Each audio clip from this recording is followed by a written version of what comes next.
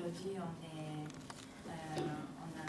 on a eu l'honneur de pouvoir avoir Séverine avec nous pour la version française, parce que c'est un sujet tellement important pour chaque famille, selon ce qu'on a, comment dire,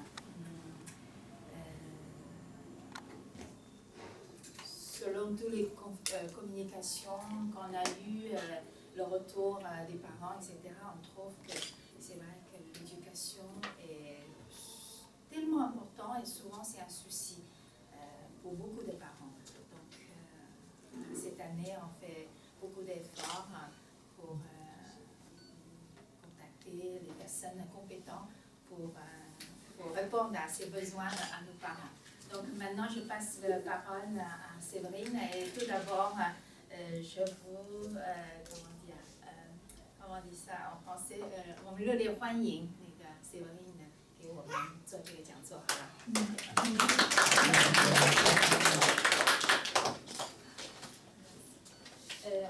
Peut-être Séverine, vous faites une introduction. Oui. Donc, je m'appelle Séverine Cavaillès. Alors, je suis formatrice en éducation bienveillante.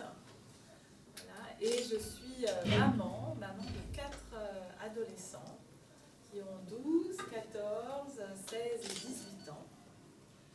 Voilà. Alors, à l'origine, j'ai travaillé dans la communication. J'étais responsable de communication interne dans une grande entreprise. Et puis, depuis maintenant à peu près 4 ans, j'anime des ateliers pour les parents de jeunes enfants, des parents d'ados, et dans lesquels on enseigne des outils de communication bienveillante. Et puis, on enseigne également des connaissances sur le fonctionnement du cerveau. Et en fait, on découvre l'impact de l'éducation sur le développement du cerveau. Alors, j'ai rencontré Isabelle à l'occasion d'un atelier qu'elle est venue suivre à la maison. Et puis, sinon, merci de me faire venir ici et de pouvoir aussi continuer à transmettre ces outils que je trouve vraiment très importants. Voilà, et puis j'ai également l'occasion aussi de transmettre auprès des professionnels de la petite enfance. Je vais faire des formations dans les crèches ou dans les écoles maternelles. Voilà. Alors, pour introduire tout de suite mon propos, je vais vous raconter l'histoire de ma voisine. Figurez-vous que ma voisine m'inspire beaucoup. Alors, ma voisine, la semaine dernière, elle reçoit sa copine Isabelle. Et puis, quand 2 femmes se voient, elles papotent. Donc la soirée avance bien jusque tard. Et puis, au moment de partir, Isabelle oublie son parapluie. Heureusement, ma voisine s'en rend compte. Donc, elle court tout de suite, elle ouvre la porte et elle fait « Isabelle, ton parapluie !»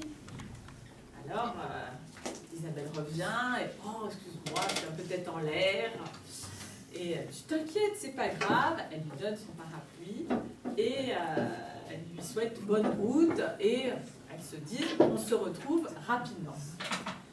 Et alors ce qui était vraiment étonnant dans cette histoire, c'était qu'il était arrivé la même chose à ma voisine, mais avec son fils le matin même. Son fils Arthur, au moment de partir à l'école, oublie sa carte de cantine. Ma voisine s'en rend compte. Et elle court, elle ouvre la porte, et là c'est « Arthur, ta carte de cantine! Mais c'est pas possible, enfin! Tu vas oublier ta tête un jour! Hein? Non mais comment veux-tu travailler correctement si tu penses même pas à ta carte de cantine? » Arthur est revenu tout penaud, sa carte de cantine. Imaginez qu'il est arrivé, dans quelle disposition il est arrivé à l'école. Un peu difficile pour lui après d'écouter le professeur et de réussir un éventuel contrôle. Et oui, bah, je ne sais pas ce qu'il en est pour vous, mais moi en tout cas, quand j'ai commencé à éduquer mes enfants, bah, je ressemblais beaucoup à ma voisine. Hein, et c'était comme ça, dès que j'étais en face d'un enfant, je me plaçais en position haute. Hein, comme si je devais le juger, que j'avais pour mission de le sermonner, voire de lui crier dessus, de lui donner des conseils aussi, voilà, de me mettre en position assez haute. Hein, et alors que je savais faire avec mes copines, avec ma copine Isabelle, je pouvais lui dire ton parapluie, c'est tout. Et c'était comme si c'était un peu dans mes gènes, hein, comme si c'était inscrit dans mes gènes que quand il y avait un enfant, je devais pointer ce qui n'allait pas. Donc ça, en faisant les ateliers, parce que j'ai eu la chance aussi, moi, parce que je ressemblais à ma voisine, hein, j'ai eu la chance à un moment de rencontrer le docteur Sophie Benkemoun, qui a fondé l'atelier des parents il y a une dizaine d'années. Et elle a ramené ça en particulier des États-Unis, hein, toutes ces techniques de communication bienveillante. Et j'ai donc suivi un atelier et j'ai découvert, entre autres, que voilà, ce que cette position haute comme ça pouvait avoir comme conséquence. En fait, l'enfant, tout comme tout le monde d'ailleurs, nous avons des besoins fondamentaux. Nous en avons 5. Nous devons avoir déjà un besoin de survie, de sécurité, c'est obligatoire. C'est-à-dire manger, boire, dormir, avoir un toit, voyez, nous sentir en sécurité. Dès que ce besoin n'est pas rempli, on ne peut rien faire d'autre. Rien. On ne peut même pas réfléchir. On est uniquement centré, notre cerveau, il est fait comme ça. Il est prévu pour s'occuper de ça en priorité. Donc, on a ce besoin de survie. Nous avons le besoin de liberté, ça veut dire choisir, pouvoir choisir. Nous avons un besoin de plaisir. Alors ça, ne vous inquiétez pas pour vos enfants, en général, ils savent très bien le combler. Hein. Par contre, nous, des fois, on s'oublie un petit peu quand on a des enfants. Hein. On oublie qu'on a besoin, c'est un besoin vital, de s'accorder un peu de bien-être. Aller chez Sephora, par exemple, ça fait du bien. Voilà, il faut savoir, c'est un besoin vital, donc il faut savoir le faire. Hein. On a un autre besoin, c'est le besoin d'appartenance. On appartient à une famille, on appartient à une communauté, on appartient à un quartier, à une religion. Vous voyez, on appartient à plein de choses comme ça. Nos enfants, ils vont appartenir à l'école, à leur groupe d'amis, voilà. Donc ça, c'est un besoin vital aussi. Et le dernier, c'est le besoin de compétence. Et qu'est-ce que ça fait, le besoin de compétence? C'est se sentir capable de faire un certain nombre de choses. Et bien, chez notre enfant, qu'est-ce que ça fait? Ça fait que lui, il veut voir s'il a du pouvoir sur les choses, sur les personnes. Donc quand moi, je me mets en position haute, hein, je reviens à mon histoire de Arthur, je suis en position haute, eh bien, l'enfant, il se dit, oh, super, je vais aller voir quand même si je ne peux pas la faire changer d'avis. Je lui donne à ce moment-là l'occasion, vous voyez, de rentrer dans une confrontation avec moi. Et si ça se trouve, en plus, je vais finir par céder. Si je lui ai dit non, tu ne regardes pas la télé, ou vous voyez, quelque chose comme ça, il n'est pas content du tout, il crie, tout. Et moi, je reste dans... Si, j'ai dit que tu ne regarderais pas la télé, je reste dans la position très haute, très jugeante. Et bien lui, il va essayer, il va me faire plein de chantage, il va crier beaucoup, il va peut-être casser des choses pour essayer de gagner. Et puis je vais peut-être finir par dire « Bon allez, regarde, j'en ai marre !» Voilà, et je vais céder, vous voyez. Et donc lui, finalement, il va vivre à ce moment-là une insécurité. Parce que comptait sur son parent quand même pour poser la loi, finalement. Alors oui, il aura rempli son besoin de compétence, de se dire « J'arrive à faire changer d'avis maman ». Oui, mais en même temps, il vit parallèlement un besoin, quelque chose d'insécurisant parce que le parent, il est là pour justement poser un cadre et le faire respecter. Donc, c'est pour ça qu'on va voir ensemble, là, ce matin, on va voir de nouvelles techniques pour justement faire coopérer quand même les enfants, parce qu'on a besoin qu'ils fassent un certain nombre de choses, hein, et en même temps, sans se placer dans cette position haute, qui leur donne trop l'occasion de faire leur griffe sur nous. Voilà, donc on va voir ça ensemble. Et alors, juste avant que je continue, je voulais vous dire que je ne suis pas une magicienne. Donc je ne pourrais pas vous fournir de mode d'emploi d'une baguette magique. Je le regrette profondément. J'adorerais avoir une baguette magique, pouvoir changer tout ce que je veux qui ne va pas, ça c'est clair. Non, je suis plutôt genre à venir avec une boîte à outils. C'est moins fun, c'est plus laborieux. Mais voilà, si vous êtes prêts à relever vos manches, ben, je vais vous donner des outils pour essayer de, non pas mieux communiquer en entreprise, hein, ça c'était mon passé, mais mieux communiquer dans votre famille.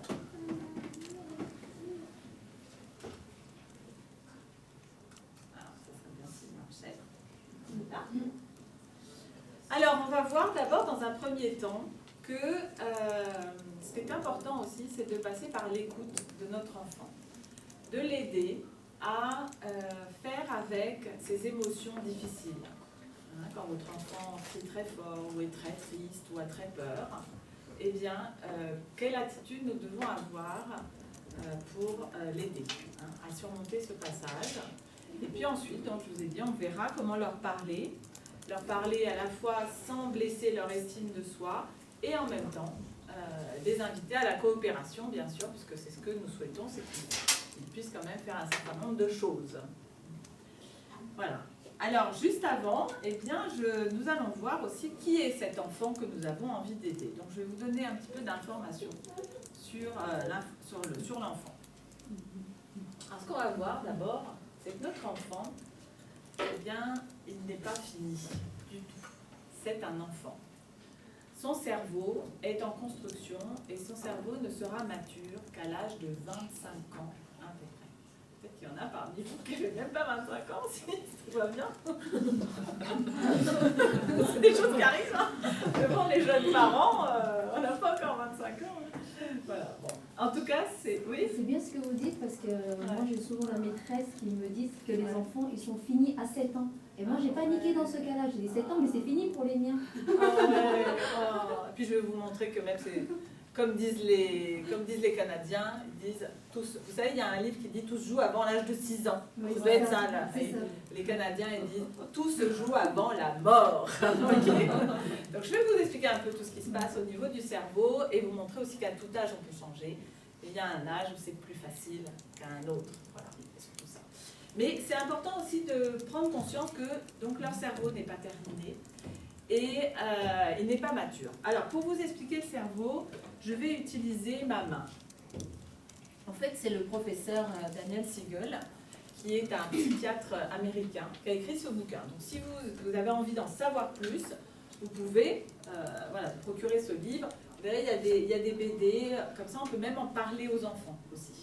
On peut même leur raconter comment ça fonctionne dans leur cerveau. Voilà. Donc, il dit, voilà, donc je vais utiliser ma main pour vous en parler.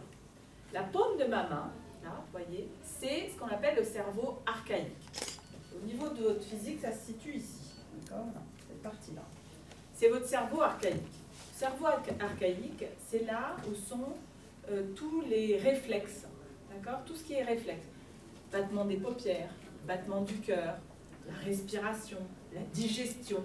Tout ce qui est... voilà. Et puis, il va venir se loger ici aussi des automatismes. C'est-à-dire des choses qu'on a appris tellement de fois que c'est devenu un automatisme. Donc ça vient se loger ici. Connecté à ce cerveau archaïque, représenté par mon pouce, c'est le système limbique, ou plus simplement le cerveau des émotions. D'accord ? Donc cerveau archaïque, cerveau des émotions. Les émotions, nous en avons 6. Il y a la colère, la joie, la tristesse, la peur, et 2 peut-être un peu moins connus, le dégoût et la surprise. L'émotion, elle est universelle, après c'est la manière dont nous l'exprimons qui va être propre à chaque famille, à chaque culture. Mais tout le monde a ça dès la naissance, d'accord ? Un système archaïque qui nous permet de respirer, de vivre, et des émotions qui nous informent de ce qui se passe autour de nous. Hein, je suis en colère, c'est tout simplement, ça nous informe que la situation ne me convient pas. Je voudrais que ça change. J'ai peur, il y a un danger. Vous voyez, ça nous informe des émotions. Donc, tout ça, c'est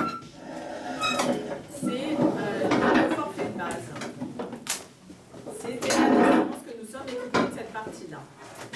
Et il y a également, dans ce cerveau archaïque, 3 réactions aussi automatiques qui nous ont permis de survivre des millions d'années.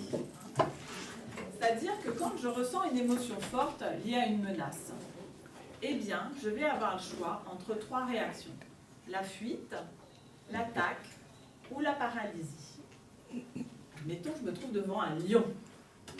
Donc, évidemment, je me sens menacée, on est d'accord?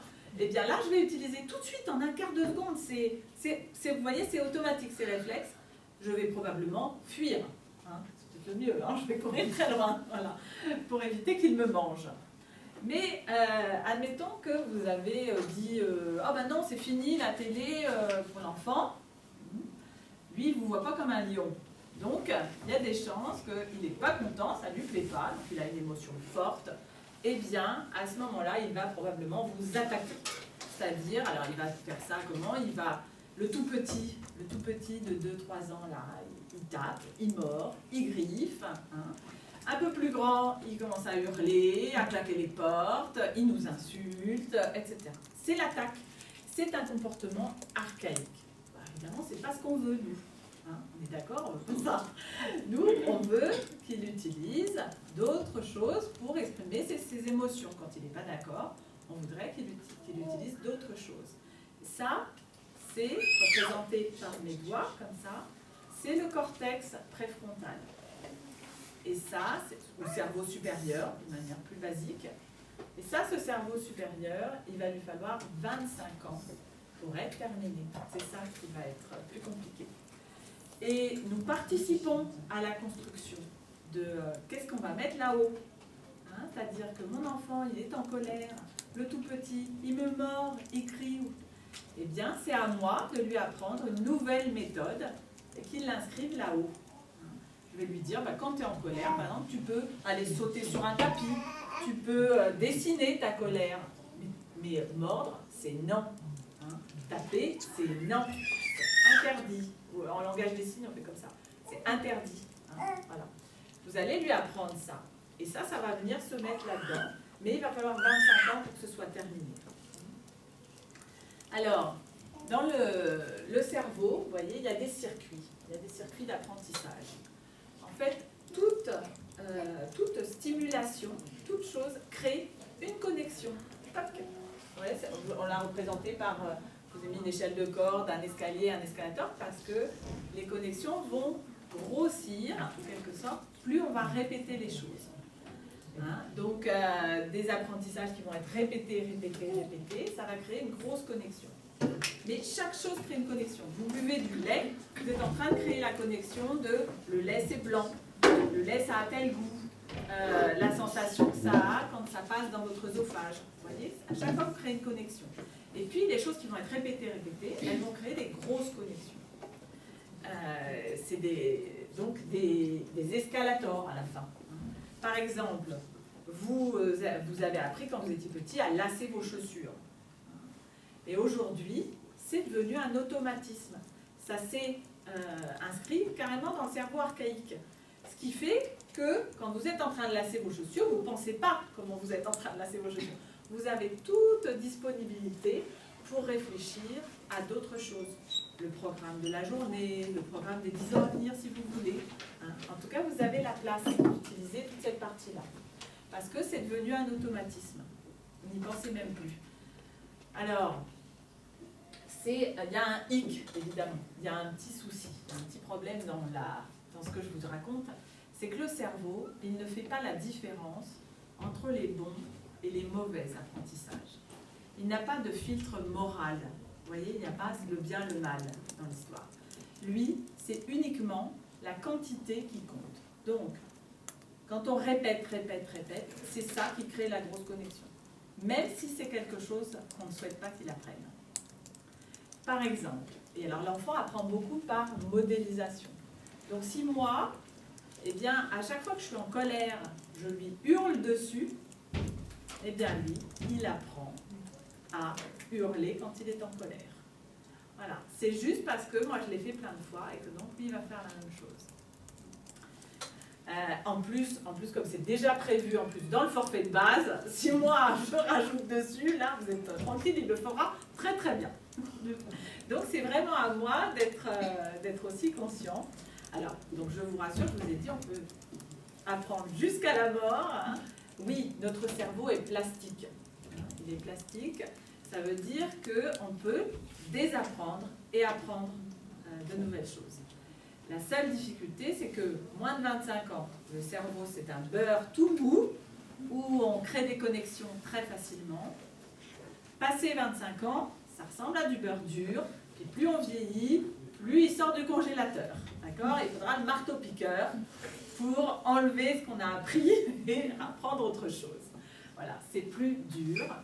Mais voilà, moi quand j'ai suivi les ateliers, j'ai découvert assez de motivation en moi pour sortir le marteau-piqueur et m'attaquer à certains apprentissages. Même si, voilà, dès que je suis fatiguée, hein, la voisine qui est en moi ressort de temps en temps. Voilà, je me mets à hurler alors que je voudrais faire autrement. Voilà. Donc, ça, c'est les circuits d'apprentissage. Ce qui est intéressant de voir, c'est que quand on est aux prises, quand les enfants ils sont aux prises avec une émotion très, très lourde, hein, vous voyez, quand il a très peur, quand il est très triste, hein, quand on les dépose des fois le matin à la crèche, à l'école maternelle, ils pleurent, et moi je voudrais rester avec maman, et tout. Ah, ils sont très tristes, ils manifestent, ou alors ils sont très en colère parce qu'on a dit non, et ils ne sont pas du tout contents, voilà, ils le montrent fort. Et bien à ce moment-là, vous voyez, c'est déconnecté. De toute façon, c'est déconnecté. Ils ne peuvent pas faire ça. Parce qu'il y a ça qui exerce trop de pression, le pouce, là, les émotions exercent trop de pression. Donc, la seule chose accessible, c'est ce qui est archaïque, donc l'attaque, la fuite, la paralysie.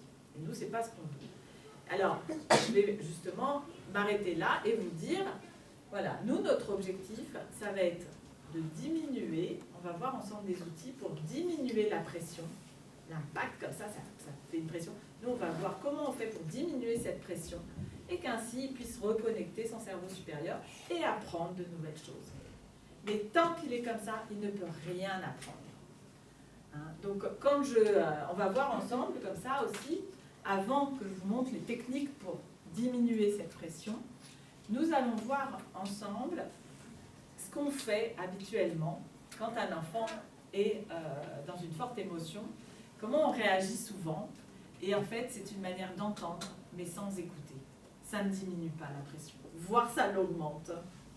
Mais on est souvent plein de bonnes intentions, mais souvent mal informés et bien maladroits, et on fait des choses qui font les effets inverses de ce qu'on veut. Alors, vous allez voir que, on va imaginer que votre enfant, il rentre le soir après l'école, et il jette son cartable. Il est furieux. Et il commence à dire, je déteste mon prof, il m'a mis une mauvaise note, pourtant j'ai répondu à toutes les questions, vraiment, il a des chouchous, je pense qu'il ne m'aime pas, etc. Il est vraiment fou furieux. Et nous, qu'est-ce qu'on va faire? On est tenté par lui dire, oh, ne t'inquiète pas, c'est pas grave, hein? Oh, écoute, ça va aller. D'habitude, tu as plein de bonnes notes. Là, tu vas avoir une mauvaise note. C'est pas bien grave. Qu'est-ce qui va se passer à ce moment-là pour notre enfant? Notre enfant, lui, est en train de se dire, moi, ce qu'elle est en train de me dire, c'est que ce que je ressens, c'est-à-dire vraiment une grosse colère contre le professeur, c'est pas juste. C'est faux. Hein? J'ai pas le droit de ressentir ce que je ressens. Or, une émotion, c'est physiologique. On ne peut pas l'empêcher d'arriver, l'émotion. D'accord? On ne peut rien faire contre. Donc, en gros, je suis en train de lui expliquer que ce qu'il a comme machine à l'intérieur, bah, elle n'est pas conforme, sa machine, donc ça lui est très désagréable. Alors, qu'est-ce qu'il va faire?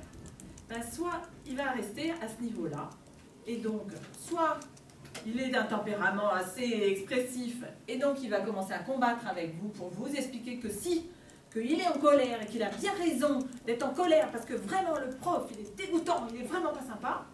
Il insiste, ou c'est l'escalade, hein, on n'en finit plus.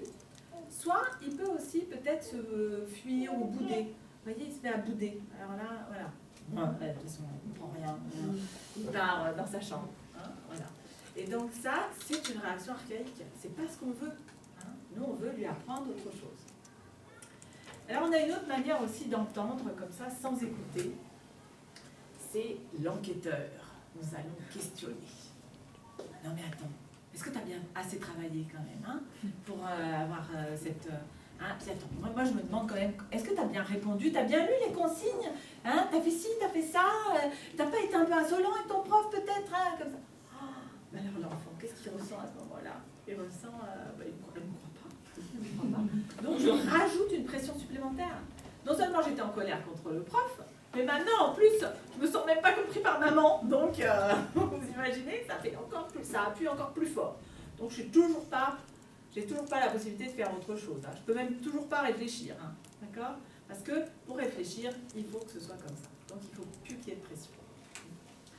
Une autre manière de faire aussi, c'est de porter des jugements. D'accord? Alors ça, ah bah écoutez, t'as pas travaillé, t'as de mauvaises notes, hein, c'est comme ça. Hein, c'est la vie, c'est mérité. Bon, évidemment, c'est vrai, mais en même temps, c'est pas le moment de le dire.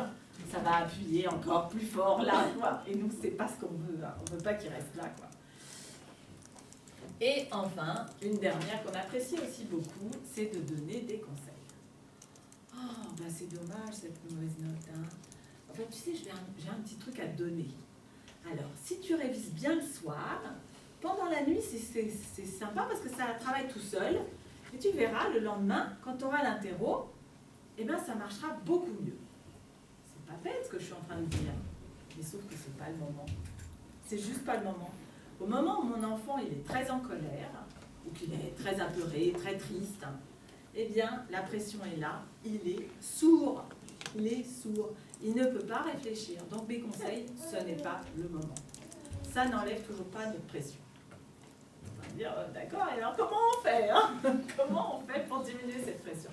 Eh bien, on fait de l'empathie. On fait de l'empathie. Alors, l'empathie, la première chose à faire pour faire de l'empathie, c'est d'abord votre attitude.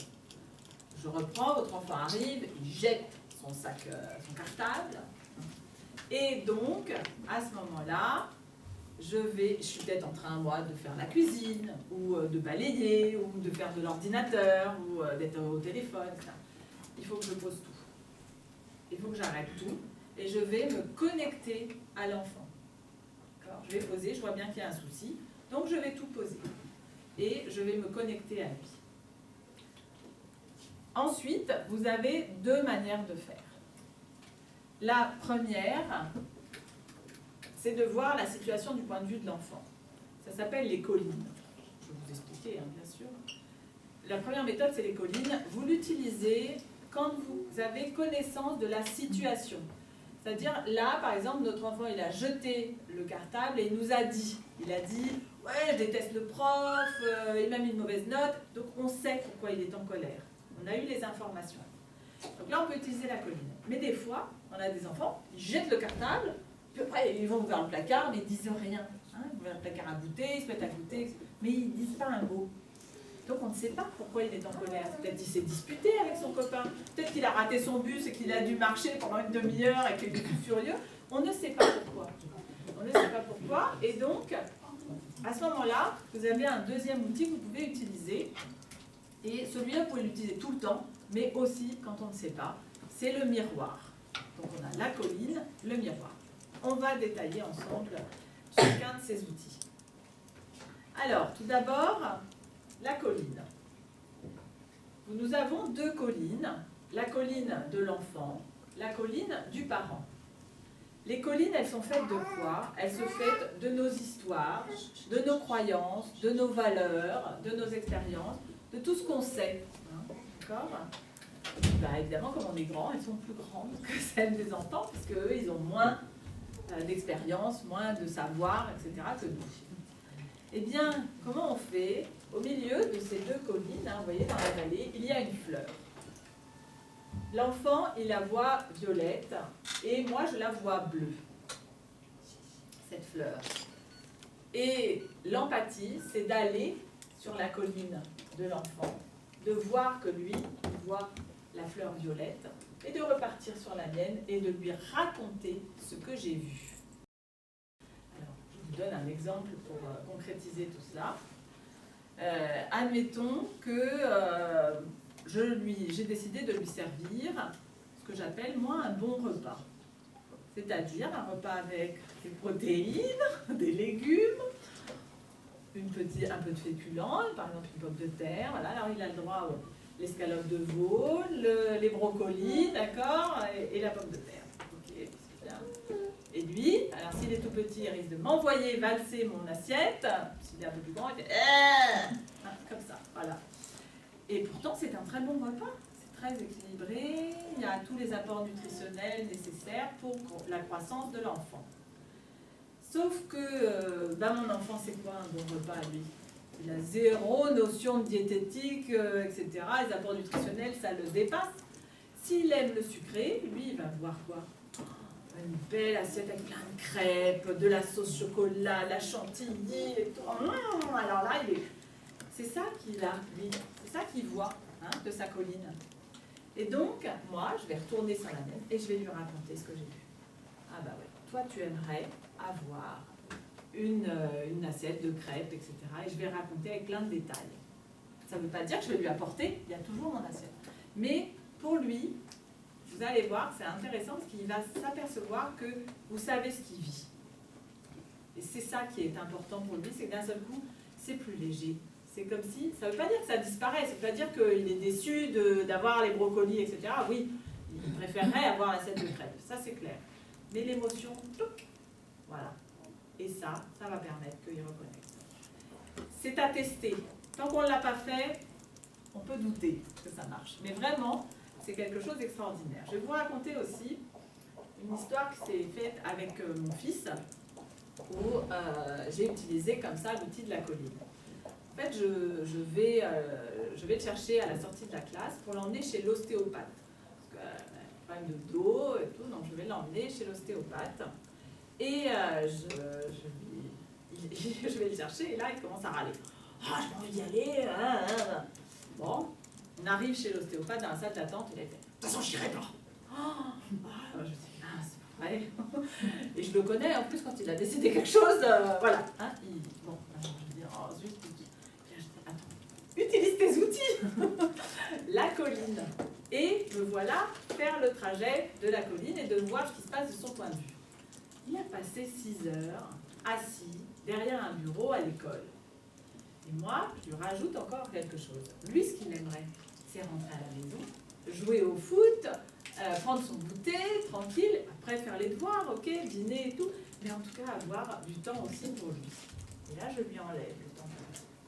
Et donc, je suis revenue sur la mienne et je lui ai raconté ce que j'ai vu. Avec plein de détails, je lui ai dit, oh oui, t'aimerais jouer au foot, t'aurais tiré de ton pied gauche parce que t'y arrives bien, t'aurais mis direct dans le but, etc. Voilà, je lui ai dit tout ça. Et c'était, alors à ce moment-là, il ne m'a pas fait de sourire, d'accord. Et il y a eu un moment, parce qu'il fait, oui, c'est bon, comme ça. Voilà. Et en fait, il me signifiait qu'il n'y avait plus de pression et qu'il allait se débrouiller, lui, tout seul, maintenant, pour faire ça.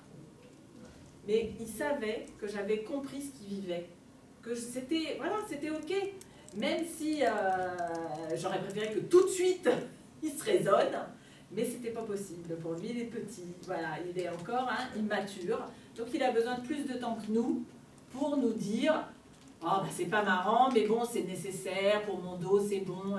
Nous, on fait très rapidement ça, et quand on fait quelque chose qui nous barbe un peu, on le fait, on se raisonne. Mais eux, ils n'arrivent pas à se raisonner tout seuls, ils ont besoin d'aide pour se raisonner. Et cette aide, elle passe par, c'est ok que tu vives tout ça. Moi, je le sais, je suis là pour t'aider à porter. Voilà, la deuxième façon de faire, je dis, c'est le miroir. C'est ce qu'on appelle refléter les émotions. Alors, Guinotte, qui est un peu la muse des ateliers et qui a écrit celui-là de livre, Entre parents et enfants. C'est plein d'exemples, donc c'est très pratique parce qu'on se retrouve très souvent dedans. Voilà.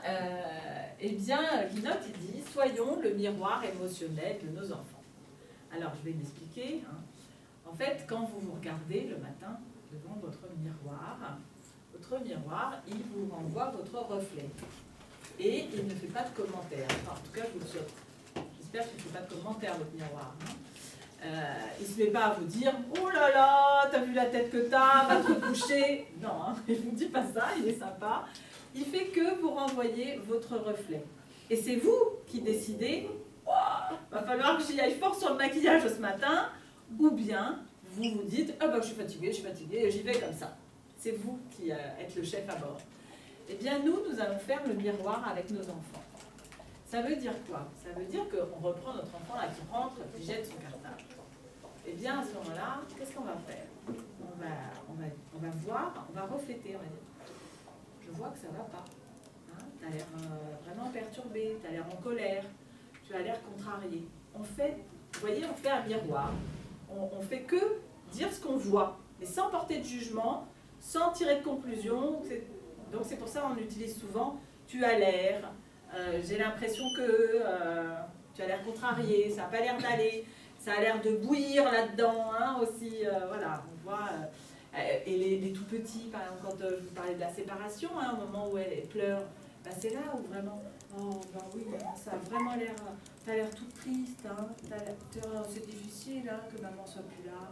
Et voilà, vous voyez, on va faire le miroir. Alors des fois, ça dure un petit temps. Hein, faut le temps que ça sorte. Hein, faut le temps que ça sorte, ouais. Et donc on va être là, voilà, c'est difficile, hein, c'est difficile d'être sans maman, oui, tu es triste. Alors que nous, on a plutôt envie de lui dire, mais t'inquiète pas, maman, elle va revenir. Sauf que là, quand je dis ça, je suis en train de parler au cerveau supérieur, et il n'y a pas de cerveau supérieur au moment où on est très triste. Donc, je continue, je fais que parler à cette partie-là. Hein, tu as l'air triste, tu as l'air... Oh oui, ça te fait un gros chagrin. Oh oui, tu pleures beaucoup. Hein. Oh, je suis là. Vous voyez, on accompagne cette émotion.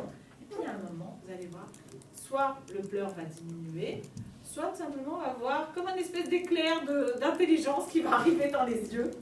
Comme si d'un seul coup, pouf, il y avait un peu de raison qui arrivait. Et donc là, hop, on s'arrête là. D'accord? On arrête l'empathie à ce moment-là et on va vouloir reconnecter le cerveau supérieur. Donc, pour reconnecter, on va donner un petit peu de quoi aurais-tu besoin hein, pour l'enfant. De quoi aurais-tu besoin? C'est, par exemple, un câlin, un bisou, un verre d'eau, un petit temps pour se calmer. Hein, voilà, vous voyez mon fils chez l'ostéopathe, bah, c'était juste, il lui fallait un peu de temps, 3 minutes pour faire descendre.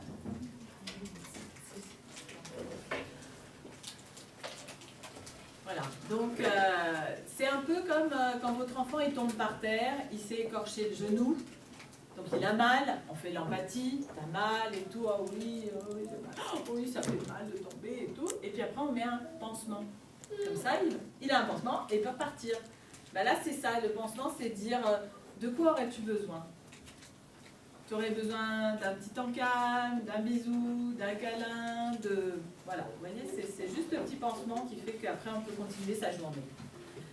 Et après, notre enfant là, qui a jeté son cartable, qui avait sa mauvaise note et tout, c'est vrai qu'un peu plus tard dans la soirée, on peut lui proposer de regarder la copie. On va regarder ensemble si tu veux, puis on va voir ce qui s'est passé et si on peut mettre des choses en place. Et c'est là qu'on peut donner nos conseils. Parce qu'on a des bons conseils à donner aussi à nos enfants.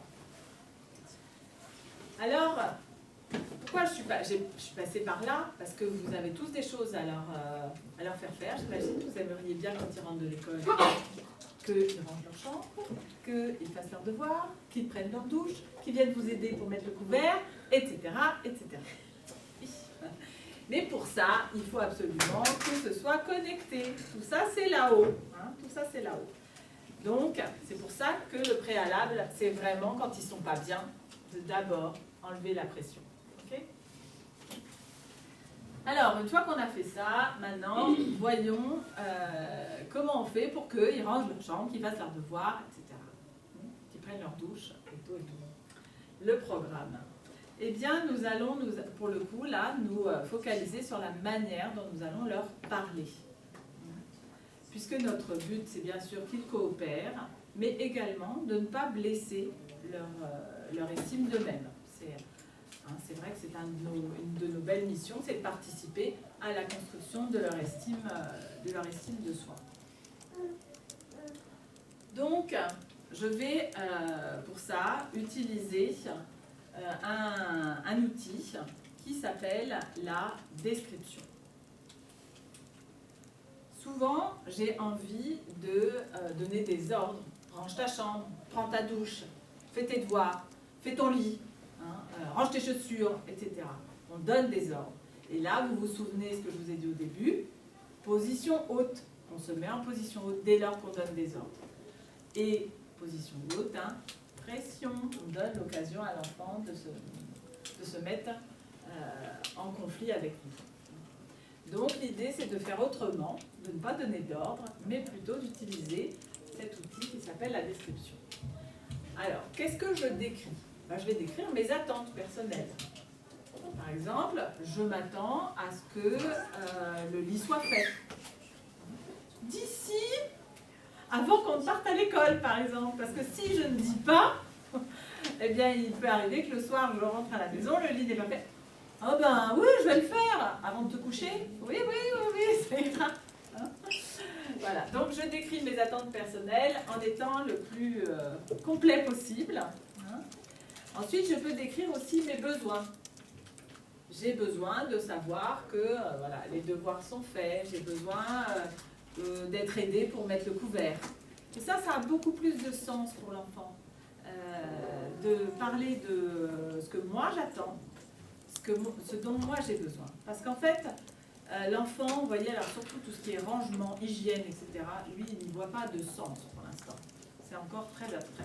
Nous, on sait pourquoi il est nécessaire qu'il se lave, qu'il range, voilà, qu'il fasse ses devoirs et tout. Pour lui, il y a tellement d'autres choses à faire, beaucoup mieux. Donc, c'est encore compliqué. Alors que le faire, parce que maman, elle attend ça et que ça lui fait plaisir, donc c'est qu'elle, elle doit savoir pourquoi. Et c'est beaucoup plus simple pour lui d'aller dire oui à ce que nous voulons, ou à nos besoins aussi, parce qu'ils aiment aider. En fait, ils aiment bien venir nous aider.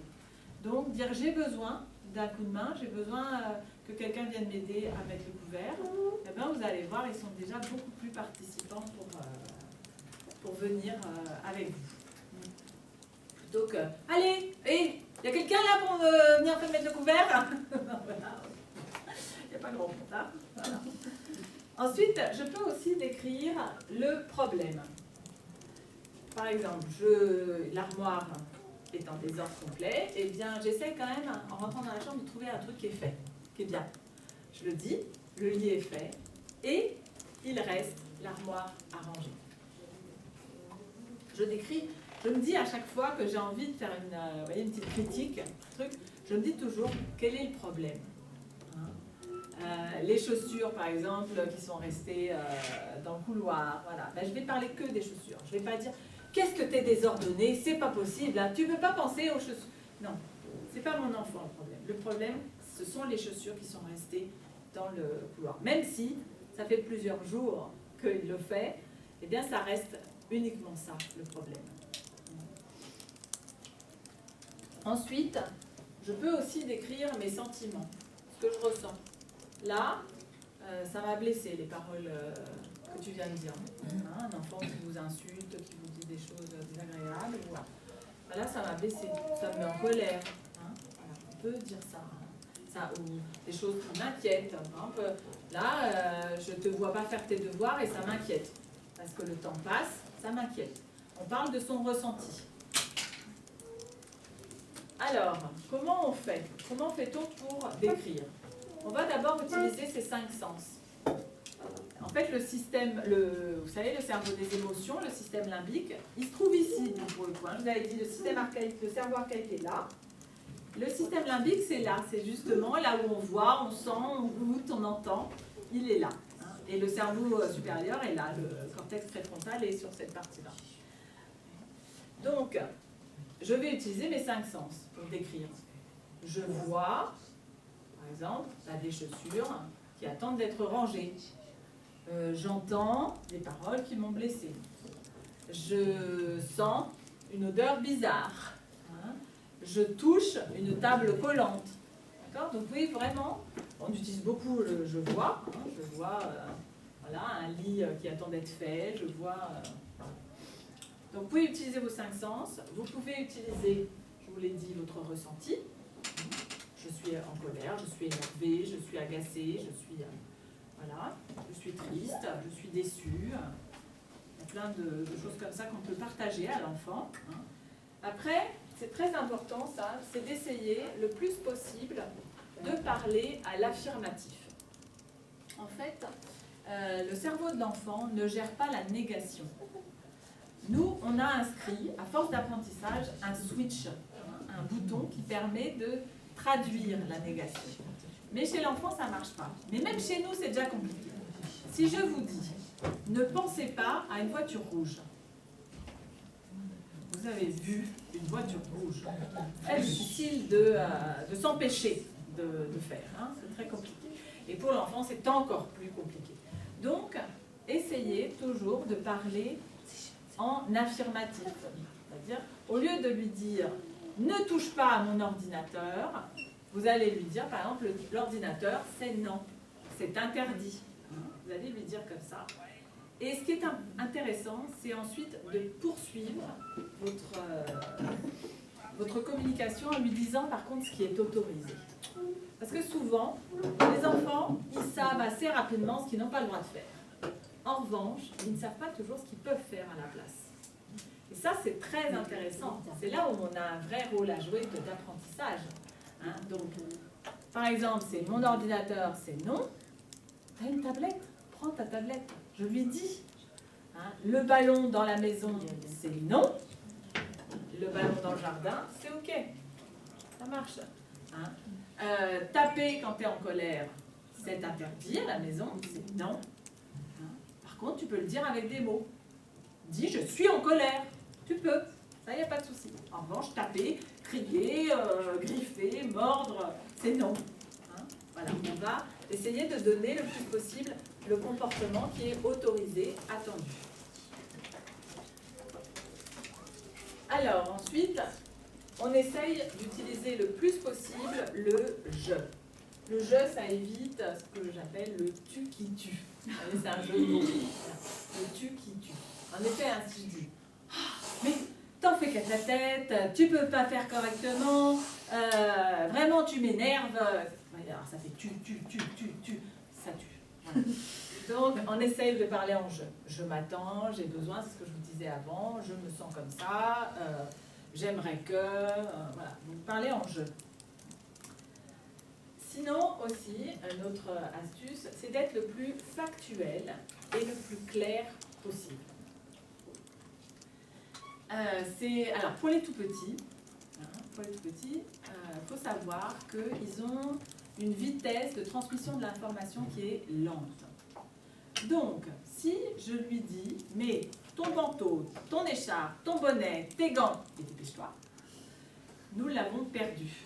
Nous l'avons perdu. En fait, l'enfant, en gros, le tout petit peut intégrer 2 consignes en même temps et c'est tout. Donc, ça veut dire quoi? Je vais lui dire, mets ton manteau et ton écharpe, et j'attends qu'il les fait. Après, je vais rajouter le bonnet, les gants. Okay, voilà, on fait par étapes. Donc ça, c'est pour les tout petits. Pour les plus grands, je vais être le plus clair et le plus factuel possible parce que nous n'avons pas toujours la même perception des choses. Vous allez dire à votre enfant, oui, j'ai besoin que la chambre soit rangée. Sauf que lui, il a une façon de ranger qui lui est propre. C'est-à-dire que souvent, dans son interprétation, ranger, c'est tout simplement qu'il n'y ait plus rien sur le sol. Donc ça va aller sous les lits, dans les armoires, c'est bien repoussé, on peut marcher, c'est rangé. Hein? Sauf que non, vous, c'est pas ça. Donc, soyez le plus précis, le plus clair possible. Vous allez dire, j'aimerais que cette chambre soit rangée. Et vous allez continuer. Les livres sur l'étagère, les jouets dans les caisses, les habits pliés dans l'armoire, la couette tirée dans le lit. Hein? Voilà, vous allez être le plus précis possible. Et c'est super parce que Quand il l'aura fait, vous pouvez rentrer dans sa chambre et lui redire « Waouh, voilà, des livres sur l'étagère, une couette tirée, des habits bien pliés, dis donc, oui, ça a dû prendre du temps hein, pour plier tout ça. Ils sont bien rangés dans l'armoire. » Et ça, c'est vraiment très important pour son estime de lui. Il va se sentir « Waouh, j'ai réussi à faire tout ça, quoi. » Alors si je lui disais « Oh bon, c'est bien, t'as bien rangé. » Ok. Alors plus ça lui a demandé un vrai effort. Il n'a pas encore l'habitude du tout. Hein, donc, voilà. Donc soyez le factuel et clair. Une autre astuce, je vais remplacer le mais par le et. Si je vous dis le lit est fait mais il reste l'armoire à ranger. D'un seul coup, on oublie tout le truc avant, mais par contre, on se souvient juste que maman, elle est jamais contente. Hein, parce que le mais, ça fait d'un seul coup, ça annule ce qui a été fait avant. Si je dis le lit est fait et il reste l'armoire à ranger, eh ben, on sent que le lit, c'est une étape. Donc mais c'est validé. Le et, c'est très important. Donc le mais, remplacez-le par le et. Et enfin, vous pouvez communiquer par écrit, par oral bien sûr, mais par écrit aussi. N'hésitez pas à coller une petite brosse à dents sur le miroir par exemple, puis vous lui mettez une petite bulle. Hein. J'aime bien être utilisé au moins 2 fois par jour. Hein. Pour les tout petits, on met juste un 2. Et là, on fait parler la brosse à dents. Quand il ne sait pas brosser les dents, on lui dit la brosse à dents, elle a l'air de dire qu'elle a encore besoin d'être utilisée. Regarde, elle dit 2. Elle dit 2. Voilà, vous voyez, c'est des petites astuces comme ça. Les plus grands, on leur envoie des SMS. Hein. Les chaussures sont toujours en attente. SOS, SOS. Voilà. Donc, alors si vous n'êtes pas, peut-être pas convaincu, vous vous dites, ouais, les mots, c'est que des mots, c'est pas très très grave. Je vais vous faire une démonstration. Vous voyez, c'est un mouchoir. Voilà. Je suis désolée pour ce qui va se passer par avance. Donc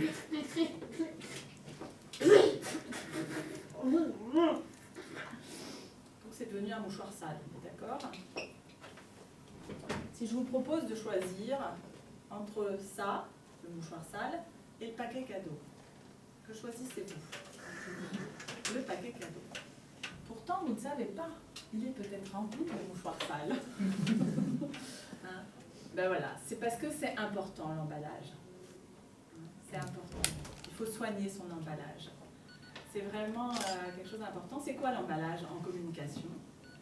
C'est notre attitude, c'est le choix de nos mots, c'est le regard qu'on va porter sur les enfants, c'est le respect qu'on va donner à cet enfant, hein, parce qu'il a autant de place et autant de valeur que nous. C'est juste que lui, il est en apprentissage dans plus de domaines que nous. Donc vraiment, c'est important de soigner son emballage. Alors, je vais vous donner un autre outil pour aider les enfants à coopérer, c'est le choix. Alors, vous vous souvenez quand j'ai parlé des 5 besoins fondamentaux au tout début, je vous ai parlé du besoin de liberté.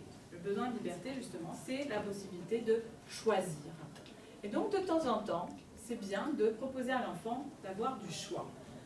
Tu préfères un bain ou une douche, hein, tu fais tes devoirs avant ou après le goûter. Vous voyez, laissez-lui un petit peu de liberté, du moment que vous êtes OK avec les choix, bien sûr. Par contre, j'abuse pas de cet outil, parce que choisir, c'est renoncer.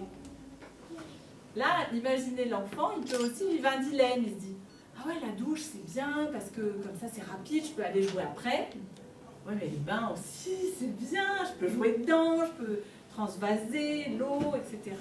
Je peux faire aussi plein de choses avec un bain.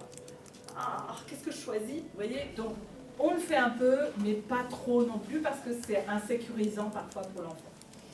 Mais c'est un bon outil, vous allez voir, ils sont souvent, quand ils ont le choix, ils ont aussi, comme ça, ils se sentent un peu aux commandes, et donc ça, ils aiment bien. Voilà, donc ça, c'est un autre outil. Après, je vous dirais quand même que les enfants restent des enfants. D'accord? Donc vous avez beau bien dire les choses, mettre des règles, etc. ne pas la respecter, ça fait partie de leur construction. Ils restent des enfants, donc des fois, ils ne vont pas pouvoir faire ce que vous leur demandez. Alors à ce moment-là, je me rappelle que j'ai un rôle très important, c'est que je dois apprendre à l'enfant que tout acte a des conséquences. Quand je dis, quand je fais quelque chose, ça a des conséquences sur les personnes qui m'entourent, sur les situations, sur les événements, sur les objets parfois. Alors des fois, ça a des conséquences positives, bien sûr. Par exemple, si l'enfant, vous lui avez mis un horaire pour utiliser la tablette, par exemple, vous lui avez défini un horaire, il le respecte.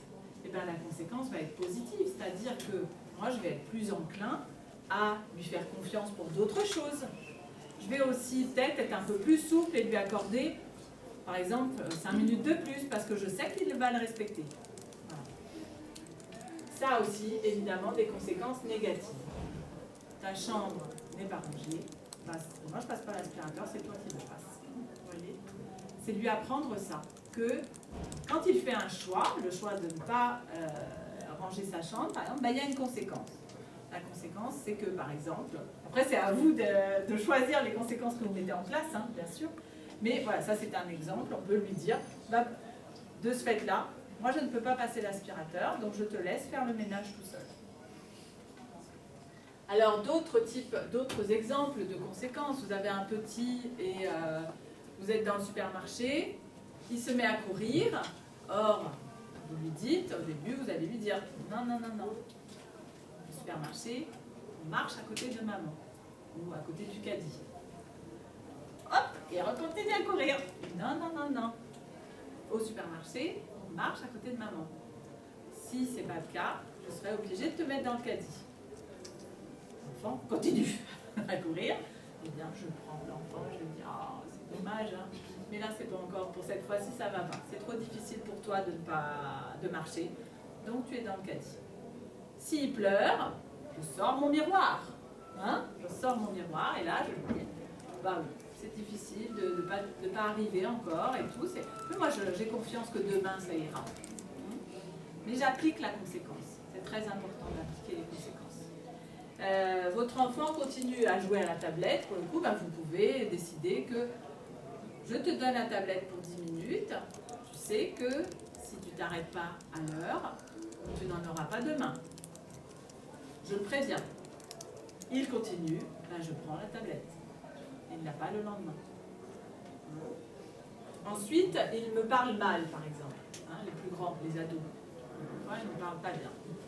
Donc, tu me parles mal. Quelle est la conséquence? La conséquence, c'est que notre relation, là, elle est blessée. Moi, j'ai été touchée parce que tu viens de m'insulter, tu as dit des choses méchantes vis-à-vis de moi. Donc, notre relation, là, elle est blessée. Qu'est-ce qui peut... La conséquence, c'est qu'il faut que tu la répares, cette relation. Et comment tu peux la réparer? Alors, chez les petits, ils peuvent faire un petit dessin, pour s'excuser, vous voyez, pour dire, bah oui, c'est pas gentil ce que j'ai fait, non, je te fais un petit dessin, pour te faire plaisir. Mais chez les plus grands, eh bien, on peut aussi leur apprendre à s'excuser. S'excuser, ça se fait en 3 étapes. 1, je te demande pardon. Ça veut dire, je mets l'avenir de notre relation dans tes mains. Ben voilà, ce que j'ai fait c'est pas bien et donc maintenant j'espère que tu voudras bien quand même continuer à être en relation avec moi.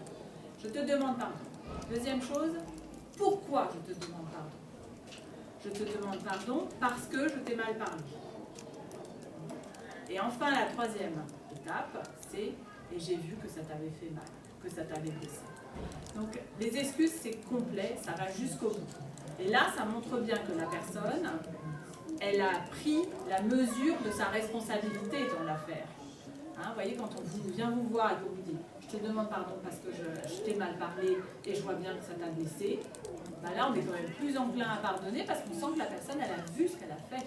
Hein, elle a pris conscience de ce qui s'est passé. Et donc ça s'apprend aux enfants. Ils ne savent pas le faire naturellement. Donc on va l'aider, l'enfant. Hein, on va lui dire « ok, tu viens t'excuser. Alors moi, pourquoi tu viens t'excuser ? Hein, et à ton avis, qu'est-ce que ça m'a fait? Vous voyez, vous allez le guider au départ, parce qu'il ne saura pas faire ça naturellement. Donc voilà, ça ce sont les conséquences, et c'est à nous de leur apprendre que dans la vie, tout acte a des conséquences. C'est vraiment quelque chose d'important. Alors, ça n'empêchera pas que l'enfant peut continuer encore à essayer de transgresser la règle. Si vous aviez mis un horaire ou je ne sais pas quoi, hein, bon, ben ça va arriver probablement qu'il transgresse la règle au moins encore 2 ou 3 fois. Surtout, ne lâchez pas, appliquez votre conséquence. C'est logique. Il est en train de vérifier, est-ce que c'est une vraie règle, ce truc-là? Est-ce que maman, elle va pas finir par céder quand même? On ne sait jamais. Donc il va tester, c'est logique. Hein, c'est comme ça. C'est pas qu'il est vilain, c'est pas qu'il est capricieux. C'est qu'il a besoin de tester, de voir si c'est une vraie règle. Donc, mais je tiens le coup. Et en général, au bout de 3 fois, ça s'arrête. C'est bon, il va suivre la règle.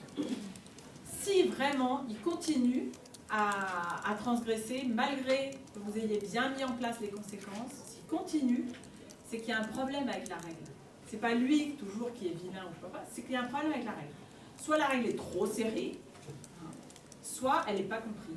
Et donc il faut qu'on rediscute dessus, qu'on lui réexplique exactement ce qu'on attend de lui. Voilà, ben, je vais m'arrêter là, c'est déjà bien comme tout ça, pour que vous puissiez, après vous pourrez me poser des questions comme ça.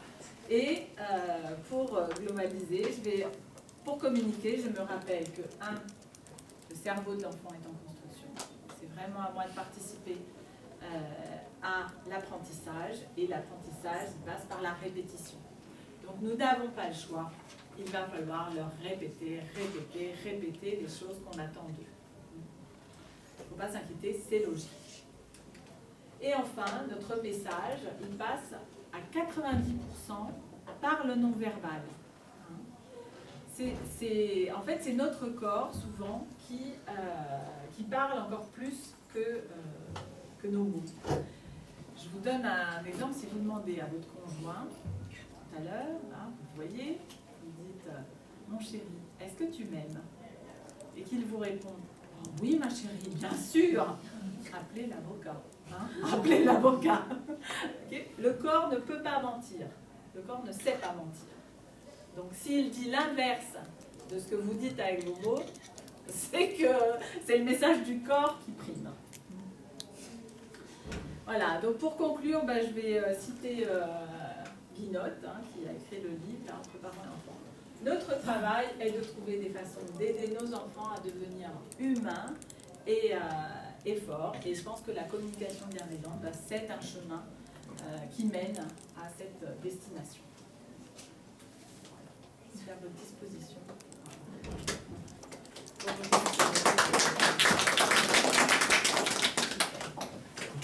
J'ai une question. Oui, Très bien.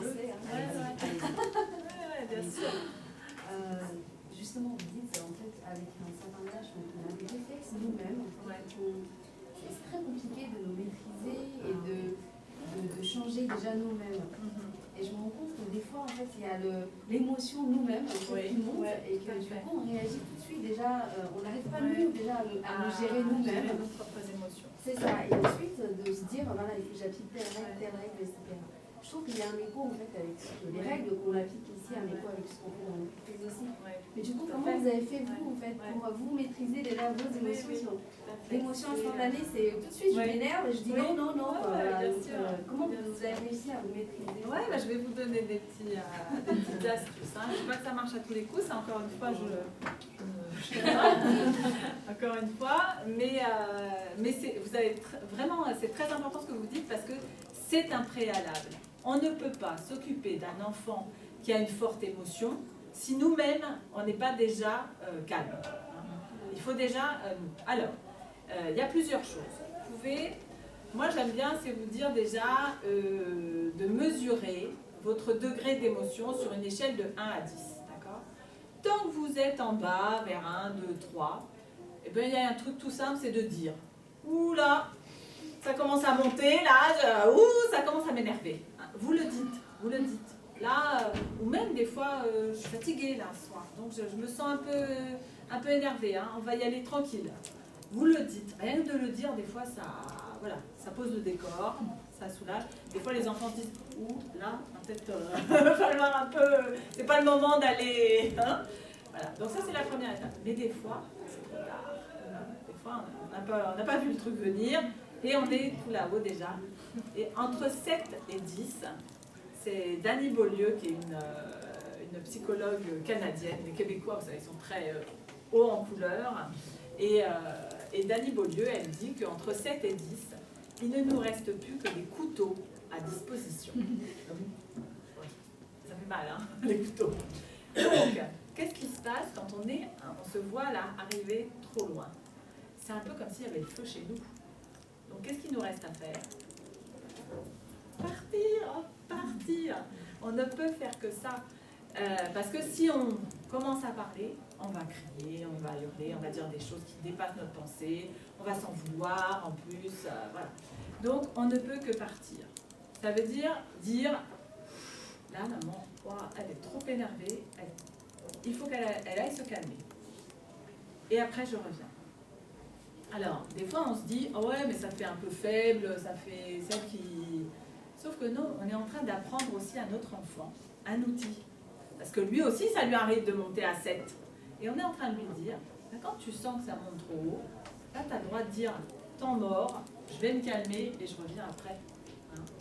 Alors, qu'est-ce qu'on fait quand on est calmé, quand on veut aller se calmer? Parce que c'est ça aussi, c'est bien, on parle, mais on est quand même encore très énervé. Donc, il y a plusieurs choses qui peuvent vous aider. Des fois, on ne peut pas partir aussi. Alors, on peut mettre ses mains derrière le dos. Vous savez, c'est tout bête, mais en fait, c'est un signe qu'on donne à notre corps. Et je vous ai dit que le corps était vraiment primé sur toute la parole. Ben, le fait que vous faites ça, c'est comme si vous vous mettiez, vous voyez, en contention un peu. Genre, je vais me taire. Hein? Et donc, voilà, déjà ça va vous permettre de plus ou moins partir. Et ensuite, vous allez essayer de respirer. Faites des respirations en cohérence cardiaque. Ça veut dire quoi? Ça veut dire que vous allez faire compter jusqu'à 5 en inspirant, compter jusqu'à 5 en expirant. Vous le faites pendant 1 minute, donc 6 fois. Vous allez voir déjà que ça va changer. Vous allez voir, vous allez vous apaiser. En fait, c'est des choses qui ont été prouvées scientifiquement, que quand on respirait avec cette dose-là, ça permettait de faire descendre. Alors moi, j'ai su quelqu'un qui a créé l'automatisme de crier. Hein, quand mes parents me criaient dessus, donc résultat, je crie assez facilement. Alors, il m'arrive d'avoir besoin carrément d'aller mettre la tête dans le rideau hein, et d'insulter un peu, mais ils n'entendent rien, mais au moins, ça sort. Je crie un peu dans mon rideau, quoi, vous voyez, ou dans un coussin, ou il y en a qui vont dans les toilettes pour aller crier. Des fois, il y en a, ils ont besoin que ça sorte un peu, hein, physiquement. Donc, après, les enfants, on peut leur apprendre aussi à sauter. Vraiment, sauter, c'est aussi un bon truc. Nous, on n'ose pas trop le faire parce qu'on trouve un peu qu'on a l'air bizarre à sauter. Mais, en même temps, on donne un outil aussi à nos enfants. Vous avez des petits? Vous avez des petits? Un grand et un petit. Un grand qui a quel âge, je crois? 8 ans. Ouais, donc pour sauter, il va trouver ça un peu bizarre. S'il ne l'a jamais fait, autant ceux qui l'ont déjà fait. Mais sur le petit, vous pourrez lui apprendre quand il est en colère. On dit ça, c'est un petit tapis où on a le droit de sauter quand on est en colère. Et on saute dessus, ça fait du bien, ça décharge. Et après, on peut parler. Après, on peut dire, ouais, bon, voilà, tu vois, ça ne va pas, cette situation, c'est pas bien, j'aimerais bien qu'on fasse autrement. Voilà, vous voyez, parce qu'on s'est calmé. Donc, voilà, donc c'est vrai que gérer ses émotions, c'est un préalable. C'est un préalable. Donc, des fois, il faut mieux... Vous voyez, on n'est pas obligé de réagir tout le temps à chaud. Il faut mieux se donner 5 minutes pour se calmer et venir régler les choses posément et correctement. Voilà. Merci de la question. Moi j'ai une autre question. Oui. Moi j'ai un autre problème. Ouais. C'est que comme vous avez dit au début, c'est que nous les parents, il faut éviter qu'on se mette au-dessus de l'enfant pour leur parler, pour justement qu'on puisse être un peu à l'égal. Oui. Et ben moi j'ai toujours fait ça. Oui. Et j'ai l'impression qu'ils prennent au-dessus de moi, ils se prennent au-dessus de moi, sans être trop laxiste, parce que j'ai toujours quand même fait attention à l'éducation de l'enfant. Mais je vois qu'ils abusent justement de ma gentillesse. Et ça, là, ça commence à me gêner, parce que là, ils ont 7 et 9 ans. Et c'est vrai qu'ils dépassent toujours les limites. Voilà. Et je vois que malgré ça, ce que moi je dis, ils appliquent quand je ne suis pas là. Par exemple, quand ils reçoivent ma mère à la maison, ils sont très gentils, ils connaissent toutes les codes de politesse, ils vont leur offrir à boire à ma mère. Mais quand je vois que c'est très difficile parfois. Oui. De refaire, en fait c'est plus question de cadre qui est à... Parce que c'est très juste d'être à la hauteur. Eux vont essayer de nous grimper dessus. Ça fait partie de... Ils testent. Hein. Après, on ne rentre pas dans le jeu. Non. J'ai pas dit qu'on jouait à ça ou je sais pas quoi. Non, moi j'ai posé la règle. Hein, et voilà. Mais par contre, je la pose un peu de la même manière que vous êtes chef d'équipe vis-à-vis de vos collègues de travail, même si vous êtes chef d'équipe. Vous n'allez pas lui dire non, mais tu fais ça ou voilà. On va quand même leur parler, on va leur dire voilà, moi j'attends telle chose de votre part. Vous posez le cadre. Hein. C'est comme vous dites, ils vont peut-être en répétant, ils écoutent, ça rentre dans leur tête, mais ça prend du temps. C'est vraiment facile. Ils vont toujours tester un peu. Hein. Ah oui, ils testent beaucoup le cadre. Donc c'est pour ça qu'il faut être très solide, nous, sur notre cadre. C'est-à-dire vraiment être le plus clair possible. Qu'est-ce que je veux pas. D'accord? Soyez très au clair, et puis si possible avec votre conjoint. Qui n'est pas toujours là, hein, parce que souvent... Oui, mais n'empêche que, voilà, des fois on est là tous les deux, et puis il y en a un qui dit ça, et puis l'autre qui dit ça. Et alors ça, les enfants, ils adorent. Ils vont s'enfiler dedans. Oh là, super, génial. Donc, on essaie de se mettre d'accord avant, tous les deux, tranquille, dans notre salon ou dans notre chambre, hein, on parle de ça, et on se met d'accord. Vous savez, quand ils grandissent, ils veulent sortir, des choses, c'est important de se concerter. Et voilà, hein, parce que si nous, par exemple, on peut accepter qu'à 18 ans, elle vienne dormir avec son petit copain, en général, papa, il n'est pas du tout d'accord. Hein. Okay, donc c'est bien de se mettre d'accord sur un cadre, et puis par contre, alors là, on le tient. Ça, c'est prêt. Et voilà, mais c'est vrai qu'ils vont nous chahuter. Hein. Ils vont nous chahuter. Mais bravo, tenez de rester dans cette... parce que comme vous voyez déjà les effets à l'extérieur. Hein, voilà. Souvent, on est les derniers servis. Hein. Oui, parce que c'est vrai que nous, tous, on est asiatiques ici, on a eu des parents qui sont assez durs. Je pense à notre enfant. Et c'est vrai qu'on a envie de faire autrement. Voilà, de leur donner une petite liberté. Ils sont allés trop au-delà, c'est ça le problème. Et en même temps, on a ancré un peu dans nos... Des fois, on parle, et parce que moi aussi, j'ai été élevée dans un milieu très autoritaire, et des fois, on parle, et on dit, on dirait ma mère. Ça vous a peut-être déjà fait ça. Voilà, parce que c'est quand même inscrit un peu dans nos gènes, comme ça, on apprend par modélisation. Donc ça demande du temps aussi pour nous de faire différemment, d'énergie. Donc c'est super si vous arrivez à bien être toujours dans cette position de respect. Si nous avons des choses à leur apprendre, ça c'est clair, mais on les respecte. Oui. En fait, maintenant, les enfants sont très attachés à leur portable, l'écran, jeux, et j'ai du mal à leur limiter pour jouer parce que c'est très difficile. Ils ont quel âge, vos enfants? 15 ans. 15 ans, ouais. Donc, alors, quand ils sont assez grands, déjà même vers l'âge de 7-8 ans, c'est intéressant pour tout ce qui est, vous voyez, des choses où vous voulez bien, ils jouent avec leur portable, voilà, mais vous voulez quand même qu'il y ait un cadre, c'est-à-dire qu'ils ne passent pas toute leur journée à jouer. Voilà. Donc, on veut établir une sorte de règle. Et ce qui est intéressant dans ces cas-là, c'est de les faire participer.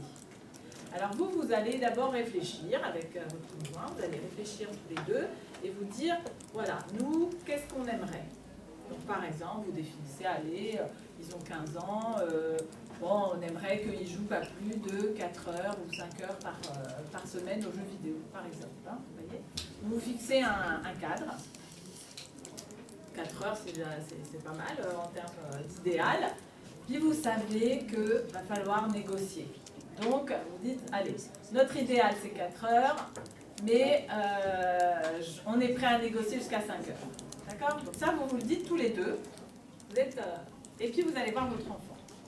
Et vous lui dites, voilà, moi ça me pose un problème, parce que la façon dont tu joues aux jeux vidéo, ça prend trop de temps par rapport aux autres activités. Donc j'aimerais qu'on fixe ensemble une règle. Avec ton père, nous en avons parlé et nous souhaitons que tu joues, par exemple, donc 4 heures par semaine, maximum. On peut regarder ensemble comment on répartit ce temps. 4 heures. Ça va pas, non? T'es vraiment pas cool. Éventuellement, il part. Ok, il part. On va attendre qu'il se calme. Lui aussi, il a besoin de se calmer. Je ne lui cours pas après, j'attends un peu. Quand il est un peu plus calme, je vais le voir revenir. Et là, je vais aller le voir, je vais lui dire... donc, tu vois, j'ai vu que tout à l'heure... On va faire le miroir.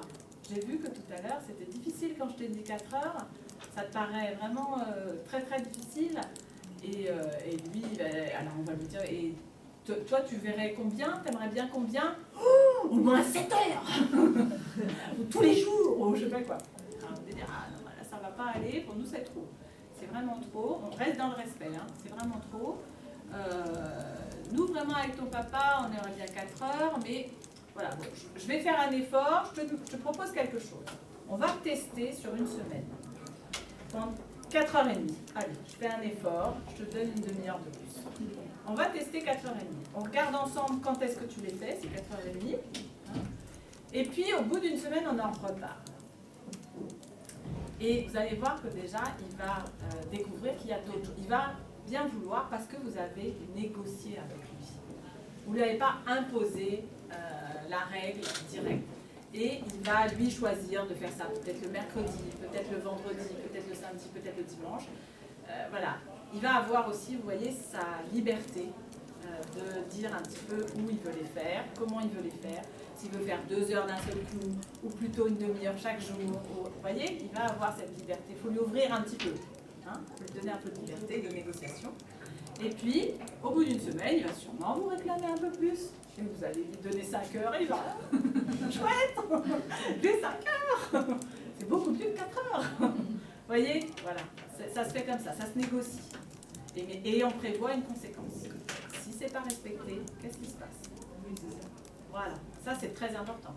Alors ça, en général, c'est à vous de la définir, parce que lui, il n'a pas du tout envie de la définir avec vous. Donc, qu'est-ce qui se passe? Eh bien, si c'est pas respecté, le jour d'après, hein, que tu es prévu, tu n'en as pas. On enlève. À vous de trouver des conséquences comme ça. Mais c'est sûr qu'il faut des conséquences, parce qu'au début, il va tester hein, d'aller plus loin. D'accord? Vous avez défini 4h30, il va essayer de faire 5 heures, hein, ça c'est sûr, hein, dès le début. Donc à vous, c'est difficile hein, de rentrer dans les horaires et tout, vous allez lui dire, mais vous appliquez quand même la conséquence. Vraiment, il faut être ferme. Et empathie quand même. Parce que ça reste des enfants, c'est difficile de faire passer le plaisir en deuxième temps. C'est difficile. Ah ouais, c'est un beau sujet celui-là. Pour suivre sa question, je vais poser une question aussi.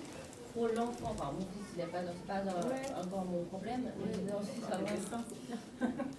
Mais comme pour l'adolescent, à leur âge, ils jouent tout le temps sur Internet, sur les jeux vidéo, et souvent ils ont un ordinateur dans leur chambre. Et comment tu peux le surveiller qu'il a fait 4 heures ou 5 heures ou 6 heures s'il ferme sa porte? Est-ce qu'on devrait interdire l'enfant de fermer sa porte quand on soit parti? En fait, ma question est là. Chacun fait comme il veut. Hein. Je veux dire, moi, personnellement, j'enlèverais l'ordinateur de la chambre. 1. 2, il faut mettre des programmes de contrôle parental. Ça existe. Vous pouvez régler exactement. Donc, une fois que vous avez négocié, vous réglez que l'ordinateur et puisse être accessible que de telle heure à telle heure, de telle heure à chaque jour. Enfin, vous allez mettre ce qu'on appelle un contrôle parental. C'est vraiment, et l'ordinateur dans la chambre, la télé, tout ce qui est écran. Avec toutes les études qui ont été faites, maintenant on sait que faut que ça sorte de la chambre. Dans la chambre, il n'y a pas d'écran. Il n'y a pas d'écran. Vraiment, c'est... Déjà, après, quand ils vont être ados, ils vont rentrer le téléphone dedans, c'est quand même très difficile. Il faut que le soir, ils vous donnent le téléphone, quand ils sont jeunes. Il faut mettre une heure, négocier avec eux.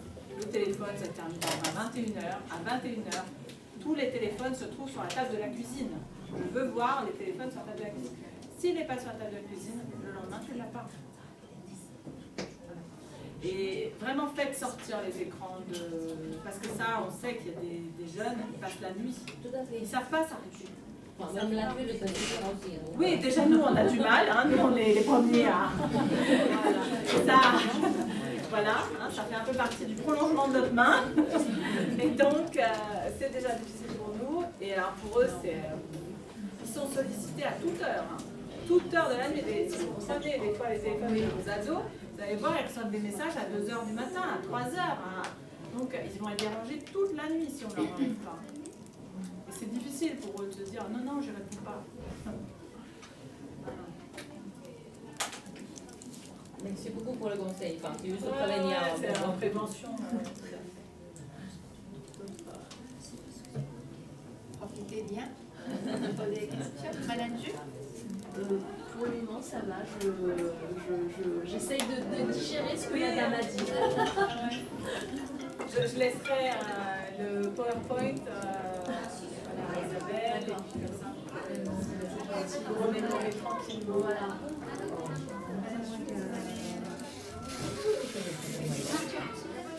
N'hésitez pas. Pour revenir sur l'émission de Noël et partie calmer. Qu'est-ce qui se passe après s'il ne pas se connecter? S'il se replie sur lui. S'il se replie et que la communication n'est pas bonne. C'est un enfant qui a quel âge dans votre Ça l'a dit.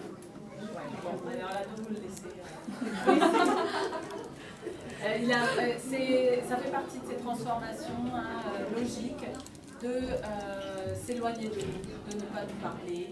Il a besoin de ça, il a besoin de nous mettre à distance sa famille. Il va se rapprocher davantage de ses pairs, des gens qui ont son âge. Et c'est comme ça qu'il va se construire, parce que ça va lui permettre cette distance, vous voyez, de se dire ça je vais prendre chez maman, ça je vais prendre chez papa, ça j'en veux pas, ça j'en veux. Il va se construire, il va choisir quel adulte il veut être. Et donc il a besoin de nous mettre à distance, ça fait partie de ces transformations obligées. Pour nous c'est très désagréable d'être comme ça mis loin. Le seul motif qui pourrait vous inquiéter, c'est s'il n'avait pas d'amis. Alors là, c'est plus embêtant. S'il ne parle pas avec vous et que vous sentez qu'il n'a pas de bons amis avec qui il peut parler, là c'est plus embêtant.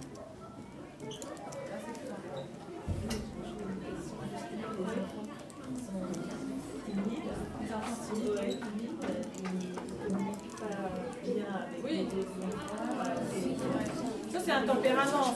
Vous l'avez identifié ça très tôt. Vous l'avez vu presque quand il était tout petit, vous avez vu qu'il était d'un tempérament à être un peu en retrait, à être plutôt, voilà. Et d'ailleurs, ce sont rarement des... Voilà, c'est tout le temps que ça s'est fait comme ça. Donc là, il n'y a pas d'inquiétude à avoir, c'est logique qu'il continue à être comme ça. Hein. On a un tempérament, tous. Hein.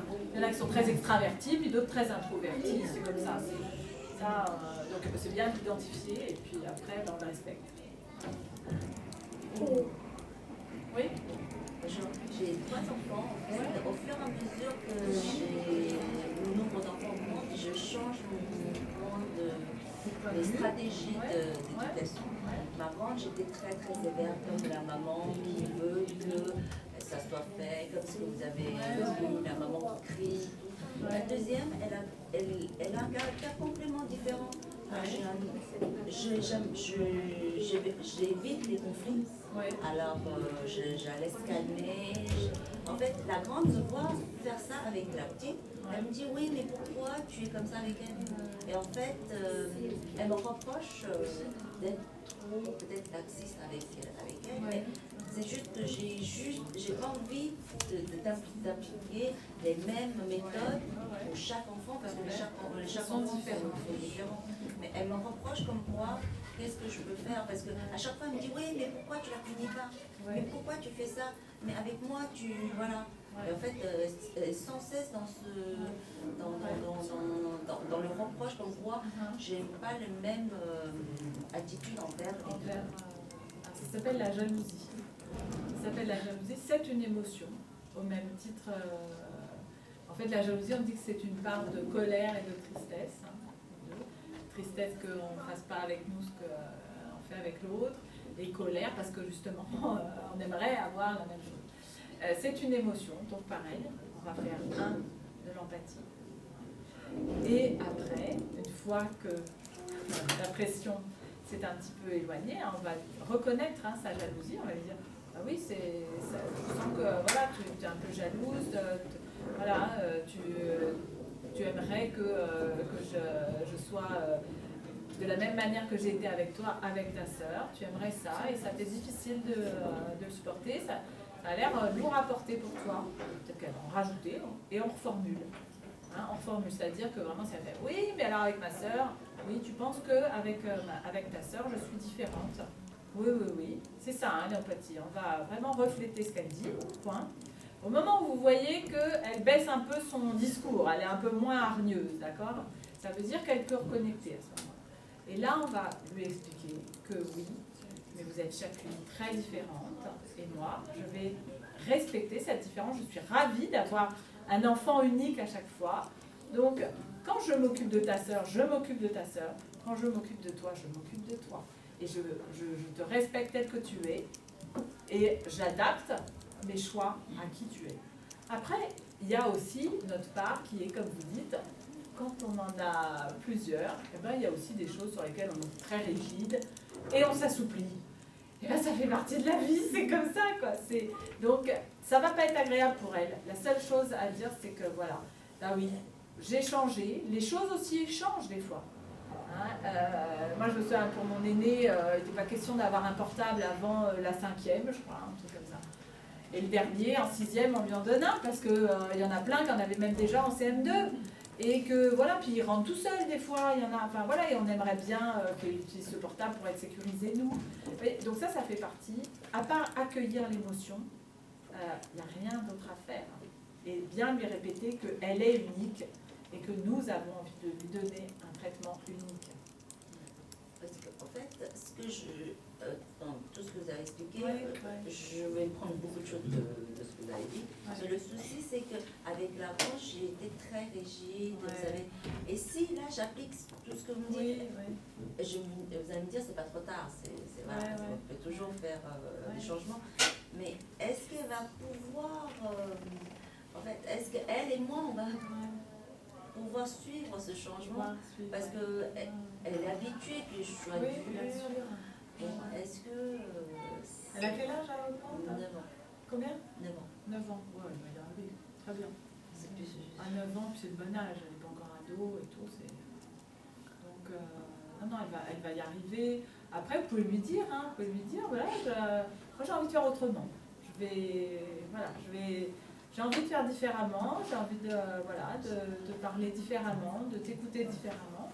Et donc, peut-être que ça va un peu te perturber. Vous pouvez aller anticiper. Vous pouvez anticiper si vous sentez que ça va être difficile pour elle.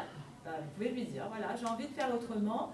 Et on en parle si ça te perturbe trop, tu me le dis. Et voilà, on regarde ensemble comment ça se passe. Vous pouvez tester et puis... Je vais essayer. Oui, voilà, il faut tester, il faut faire des tests, il faut se tromper, il faut revenir, voilà, faut s'habituer. D'accord, merci. Quel est votre conseil pour que les enfants ils aiment l'école? Il y a beaucoup de parents qui aimeraient que les enfants aiment l'école, qui réussissent à l'école. Oui. Voilà, il me refaut carrément 1h30. Excusez-moi, je vous interromps. Bonjour. Tout à l'heure, vous avez parlé du caractère introverti et extraverti, c'est ça? Oui. À ce niveau-là, est-ce qu'on peut faire quelque chose ou pas ou c'est déjà le caractère? D'accord, donc ça c'est les tempéraments. Je vais vous répondre, je vais juste donner 2-3 petites bribes. Bon, il y a une partie sur laquelle on n'a pas trop de poids, nous, puisque c'est ce qui se passe dans l'école, malheureusement. En France, c'est pas super fun, ce qui se passe à l'école, donc c'est sûr qu'ils n'ont pas non plus super envie. Donc c'est vrai que quand ils ont moins des amis, ça... Parce que justement, le problème, c'est que dans certaines écoles, on ne choisit pas le professeur. Donc, il y a des années où on tombe vraiment pour le professeur. Moi, cette année, j'ai un professeur pour avoir la retraite, donc ils ont rien, il n'y a pas vraiment de motivation. Même alors après, toujours l'empathie, encore une fois, accueillir cette situation.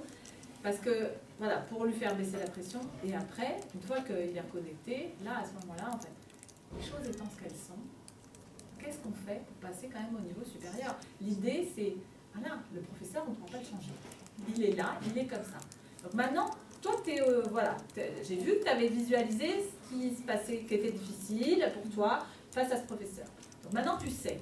Maintenant, comment tu fais avec cette situation-là pour quand même avoir une belle année? Quelle stratégie on pourrait mettre en place ensemble pour que ça se passe bien quand même? Vous voyez? Parce qu'on en retrouve des situations comme ça. Je veux dire, des fois on se plaint aussi de le gouvernement, vous voyez, la mairie, ils n'ont pas voulu ça. Hein. Oui, ok, d'accord. Les chances étant ce qu'elles sont, qu'est-ce qu'on fait pour continuer à avancer? Vous voyez, et ça c'est à nous de l'apprendre à l'enfant, de développer, d'avoir cette créativité, cette initiative pour développer des compétences, pour mettre en place des stratégies, pour continuer à avancer malgré les difficultés. Et qu'ils prennent conscience que l'école, c'est leur avenir. Ça, c'est très difficile à 7-9 ans de Ah oui, non, on ne peut pas. Ça sert à rien. Hein. Ça sert à rien. En revanche, j'ai plein de petites astuces là-dessus sur l'école. J'ai fait une conférence complète sur ce truc-là. Mais c'est vrai que essayez déjà que ce soit fun. Par exemple, il rentre chez vous, au lieu de vouloir l'asseoir derrière son bureau pour faire ses devoirs, ça fait déjà 6 heures qu'il est coincé derrière un bureau. Ouvrez ce champ, enlevez les œillères, ouvrez. Il peut les faire allonger, il peut les faire, même dans son lit, c'est pas grave du moment qu'il est fait. Des fois on met des rigidités encore, encore je le le soir. fais. Oui, il va prendre sa poésie, il va le mettre dans son lit. Non, je suis bien Chantal. Oui, c'est ça, comme s'ils ne pouvaient pas travailler dès lors qu'ils ne sont pas dans la position comme ça. Et puis on peut acheter par exemple aussi un ballon sauteur. Vous voyez ces gros ballons. Vous voyez les gros ballons qu'on a des fois quand on est enceinte, on a aussi pour se soulager. Eh bien, ça va très bien à la hauteur d'un bureau. Et en fait, si vous avez un enfant qui est assez agité, qui aime bien bouger, il est assis dessus. Et en fait, il peut faire ses devoirs de géométrie tout en bougeant. Mais en même temps, il est, vous voyez, donc c'est un petit compromis aussi. Voilà, c'est vrai qu'il faut mettre un peu de fun. Il faut des fois arriver, vous êtes déguisé, vous mettez des grosses lunettes, vous mettez une blouse. Alors ce soir, nous allons jouer à faire les profs. Voilà. Et plus lui, ou alors c'est lui qui va être déguisé, qui va devoir faire ses devoirs en faisant le prof. Voilà, il faut des trésors de créativité, puis après il y a des petites choses assez larges. C'est un gros sujet. Ouais. Donc voilà, je vous donne 2-3 astuces, mais il y a beaucoup de choses à mettre en place par rapport à ça. Et vous avez des livres à conseiller sur ça qu'on puisse approfondir? L'atelier, si vous voulez. Votre atelier, c'est ça? Dans les ateliers, on fait des choses, c'est vrai. Parce que j'arrive pas à voir. Il y a beaucoup de livres, mais ils ne traitent pas dans la globalité, en fait.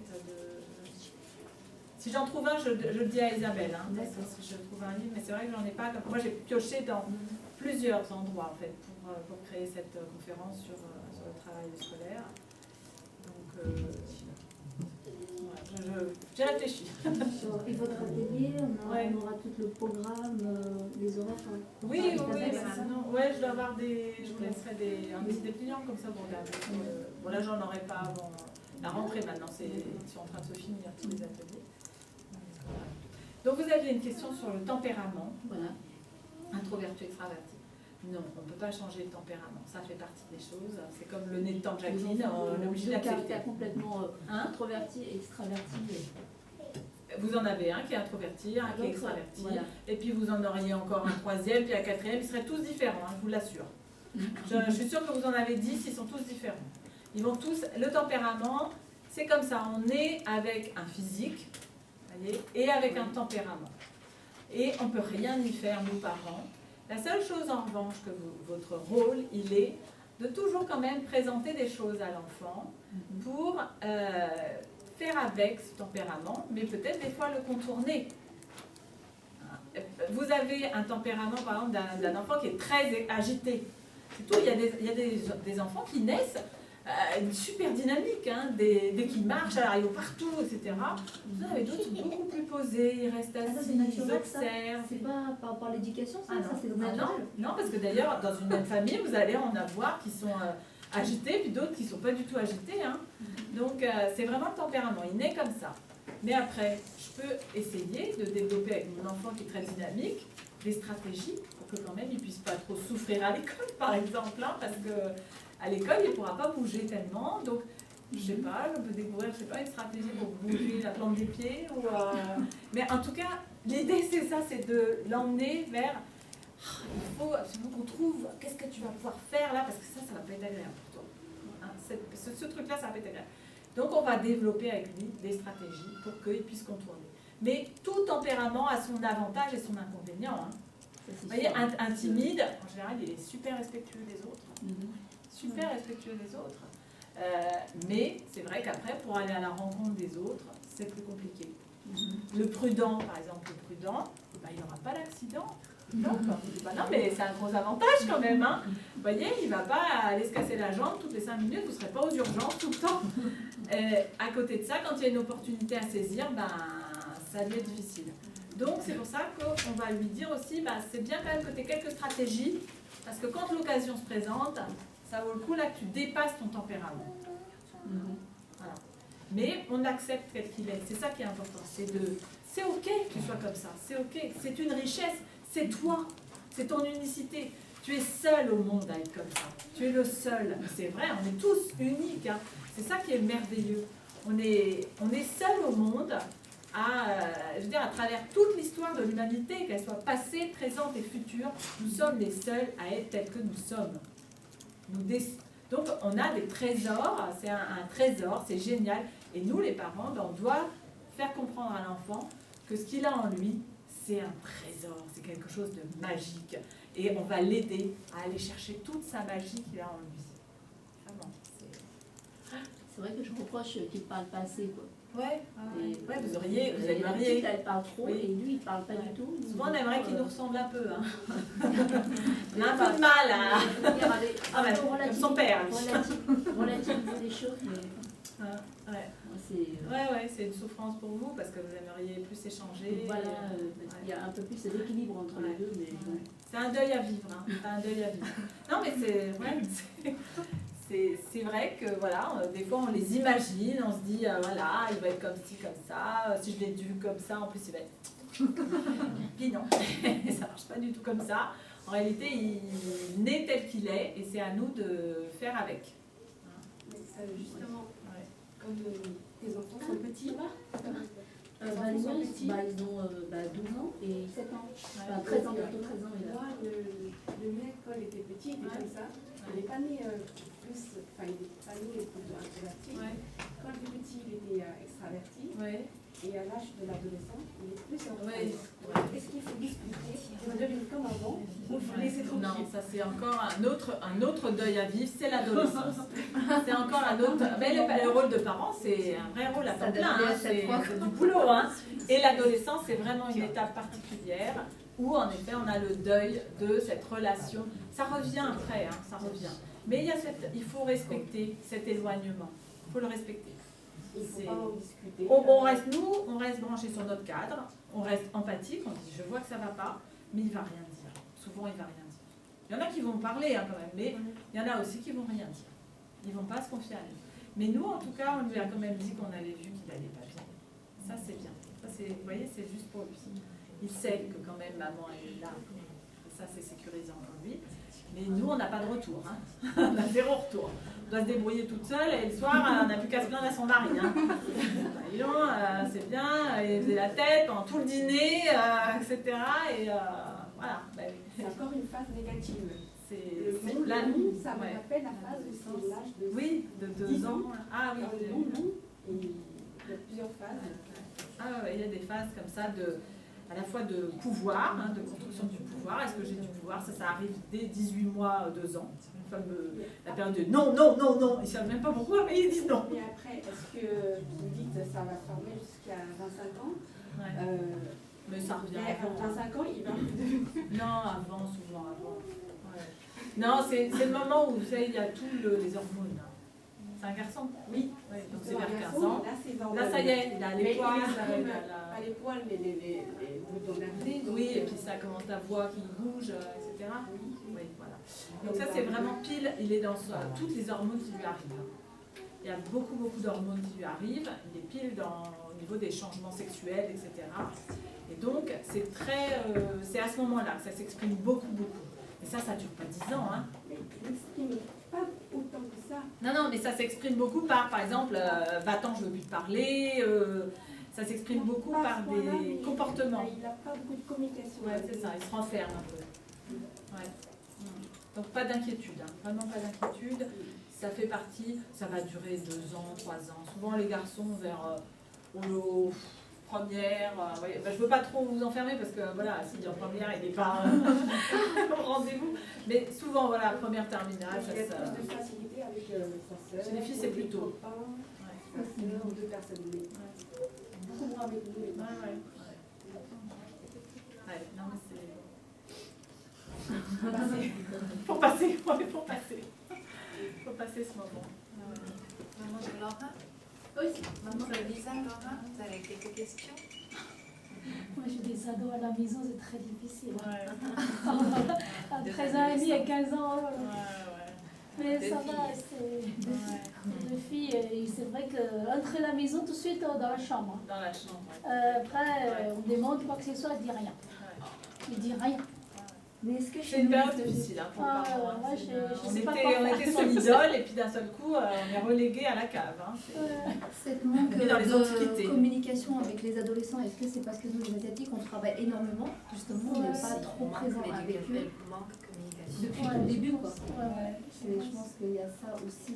Mais est-ce que vous avez trouvé les utiles après cette conférence? Je trouve que peut-être moi j'ai trop en colère. Chaque fois entrer, vous n'avez pas fait ceci, vous n'avez pas fait cela. J'ai déjà approche trop en fait. Bravo pour la prise de conscience. C'est-à-dire qu'il faut, voilà, c'est vrai que les deux filles, vous les connaissez, les deux filles, les caractères sont différents. La petite, souvent, elle fait tout seule, pour s'organiser, mais la grande, elle est tête en l'air. Donc, moi je laisse aller faire un peu. Parce que, de toute façon, tout ce que je dis, il n'écoute pas. Il n'écoute pas. Je ne sais pas qu'est-ce que je dois faire. C'est dire, hein. Essayez de tester un peu. Voilà, j'ai fait une photo, je vais essayer de tester vraiment moi, je m'attends, voyez, je m'attends à ce que lui donnez vraiment un consigne très clair. Je ne sais pas si c'est il y a quelque chose qui est un peu récurrent comme ça. Il y a pas de goûter ou je sais pas quoi. C'est très très bien, il faut que ce soit moi-même. Voilà, mais vous allez voir si vous avez préparé votre phrase, vous savez exactement ce que vous voulez dire. Je m'attends à ce que, par exemple, les lettres de goûter traînées, je m'attends à ce que le pot de Nutella soit rangé, le pain soit remis dans la huche à pain et que les miettes soient ramassées quand je rentre à la maison. Oui, je pense, Essayez d'être plus très factuel. Donnez des consignes très très claires. Parce que dès qu'on est flou, ils s'enfilent dedans. Dès qu'on... Voilà. Ouais, t'as dit de ranger, mais j'ai mis les couverts là dans le lave-vaisselle. Ouais, t'as vu tout ce qui reste? Et chaque fois, elle dit, mais j'ai déjà fait, mais pourquoi encore moi? Oui, c'est ça. Ils ont bougé leur couteau, hein, quand même. J'ai essayé de dire il faut souffler, il faut respirer. Avant de parler, respirer. Les adolescents, ils braquent quand on est trop autoritaire. C'est sûr. Les communications, il n'y a pas assez en fait. On est trop rester dans notre travail. Il faut un peu de temps pour nos enfants aussi. C'est pas facile, hein, toujours d'être. On est quand même très tiraillés. Hein. Ok.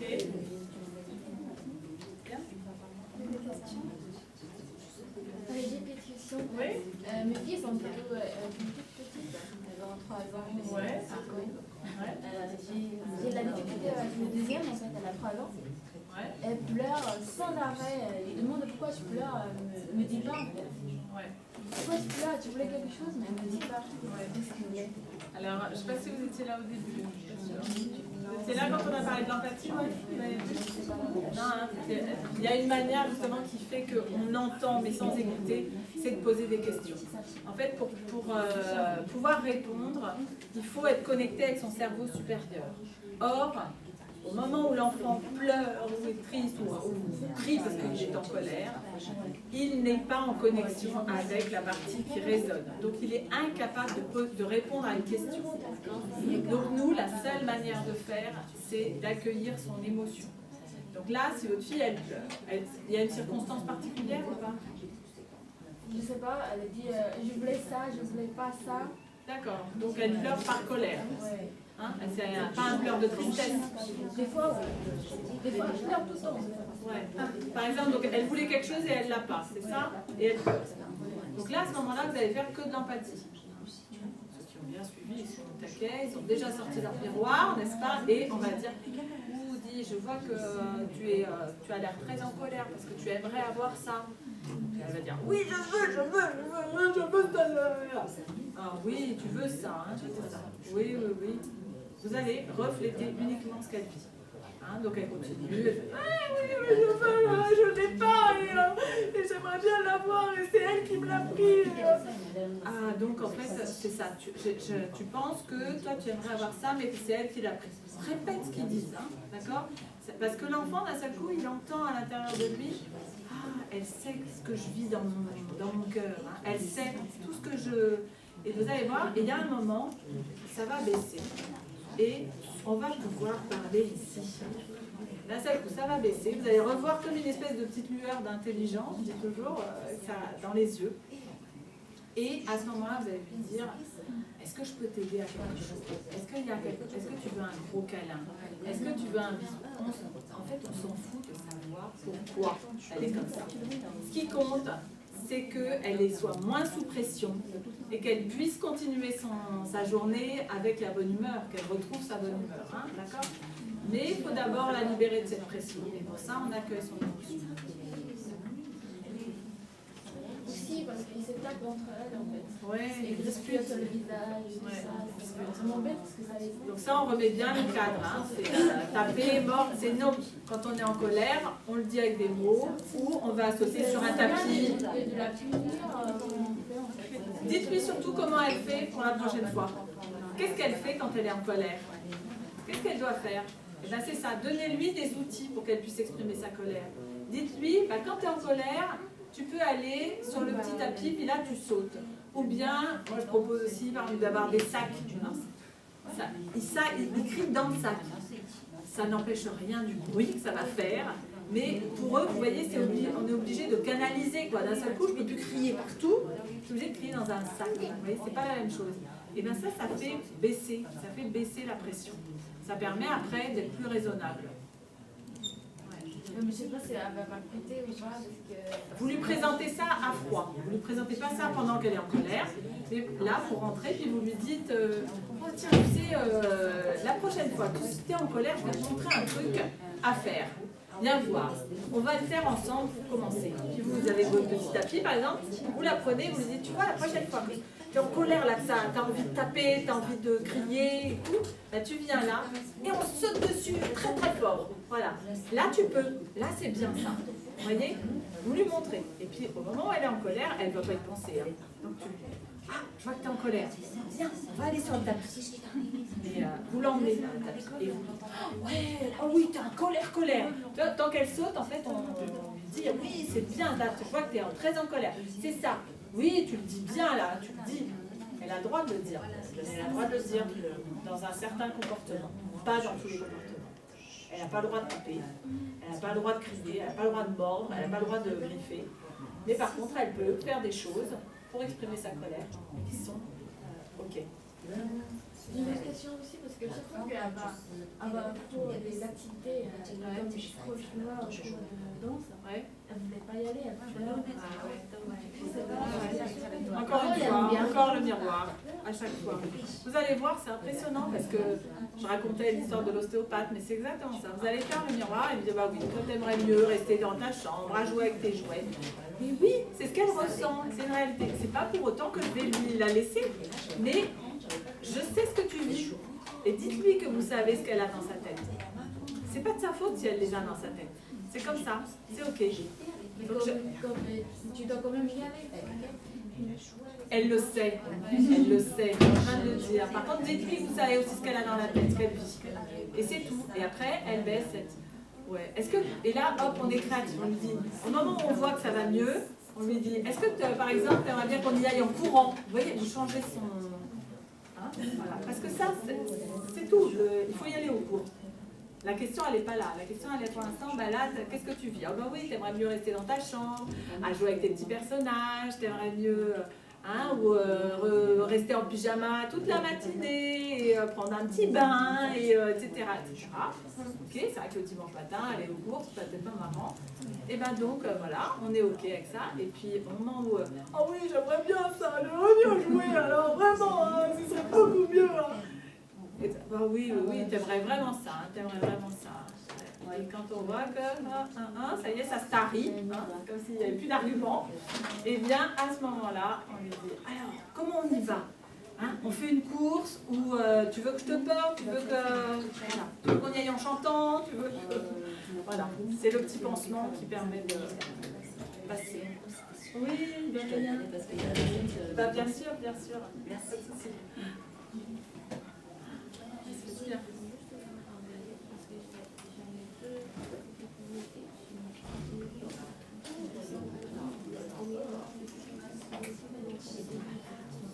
Alors, il y avait 2 outils pour l'empathie, il y avait la colline et le miroir. La colline, c'est quand on sait ce qui s'est passé. Là, on raconte ce qu'on a vu sur la colline. Le miroir, c'est dans toute situation ou quand on n'a pas la situation. Là, on reflète l'émotion. Là, par exemple, je commence à en avoir un petit peu long. C'est un petit peu long. Hein, c'est un petit peu long pour toi là, d'être assis comme ça. Hein, t'aimerais bien peut-être aller jouer un peu dehors.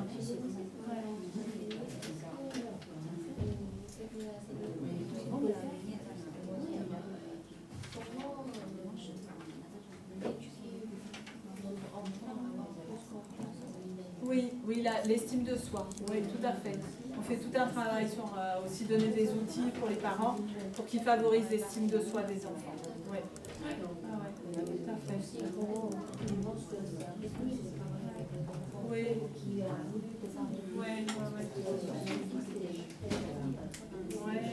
Déjà, quand il est petit, donc il manquait ça. Quand il est stress, adolescent, ça peut se passer. C'est aussi une histoire de tempérament. Comme ça disait, hein, il y en a qui ne parlent pas beaucoup.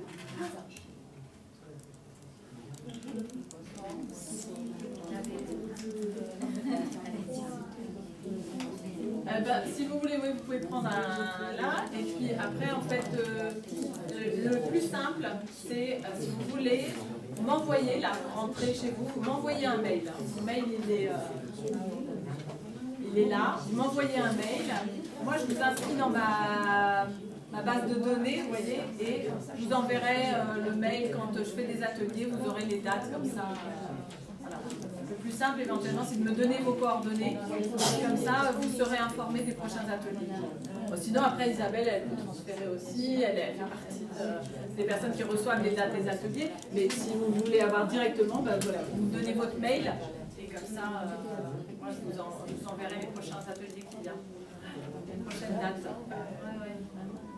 Si vous n'avez plus de questions, peut-être qu'on va donner quelques retours à Séverine, ce qu'on a ressenti, ce qu'elle peut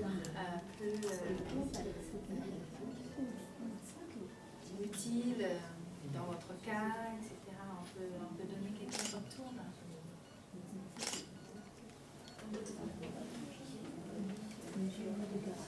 C'est vrai, je suis un peu en retard.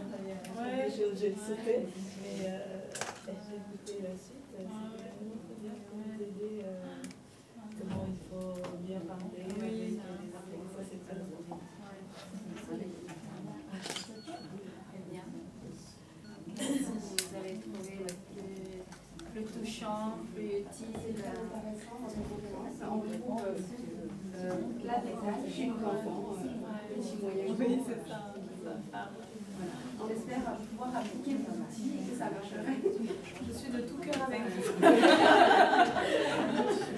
Je sais que c'est pas facile, donc je suis de tout cœur avec vous. Oui, à partir d'aujourd'hui, on va mettre en pratique tous ces outils.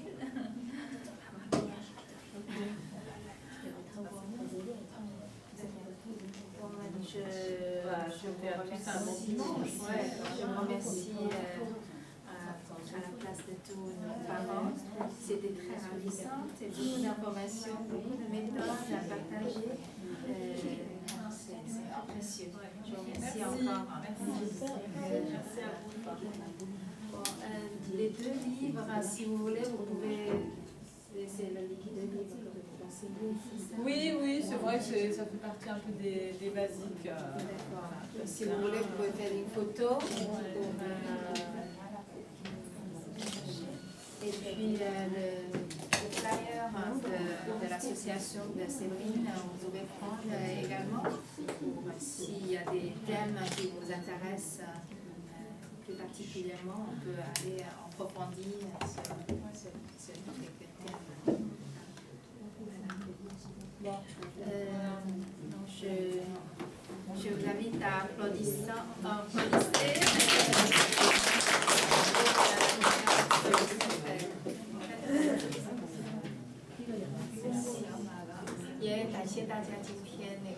Je vous remercie aussi d'être venu, de participer à cette conférence. J'espère que tout ce que Séverine a partagé avec vous peut bien vous aider dans le quotidien.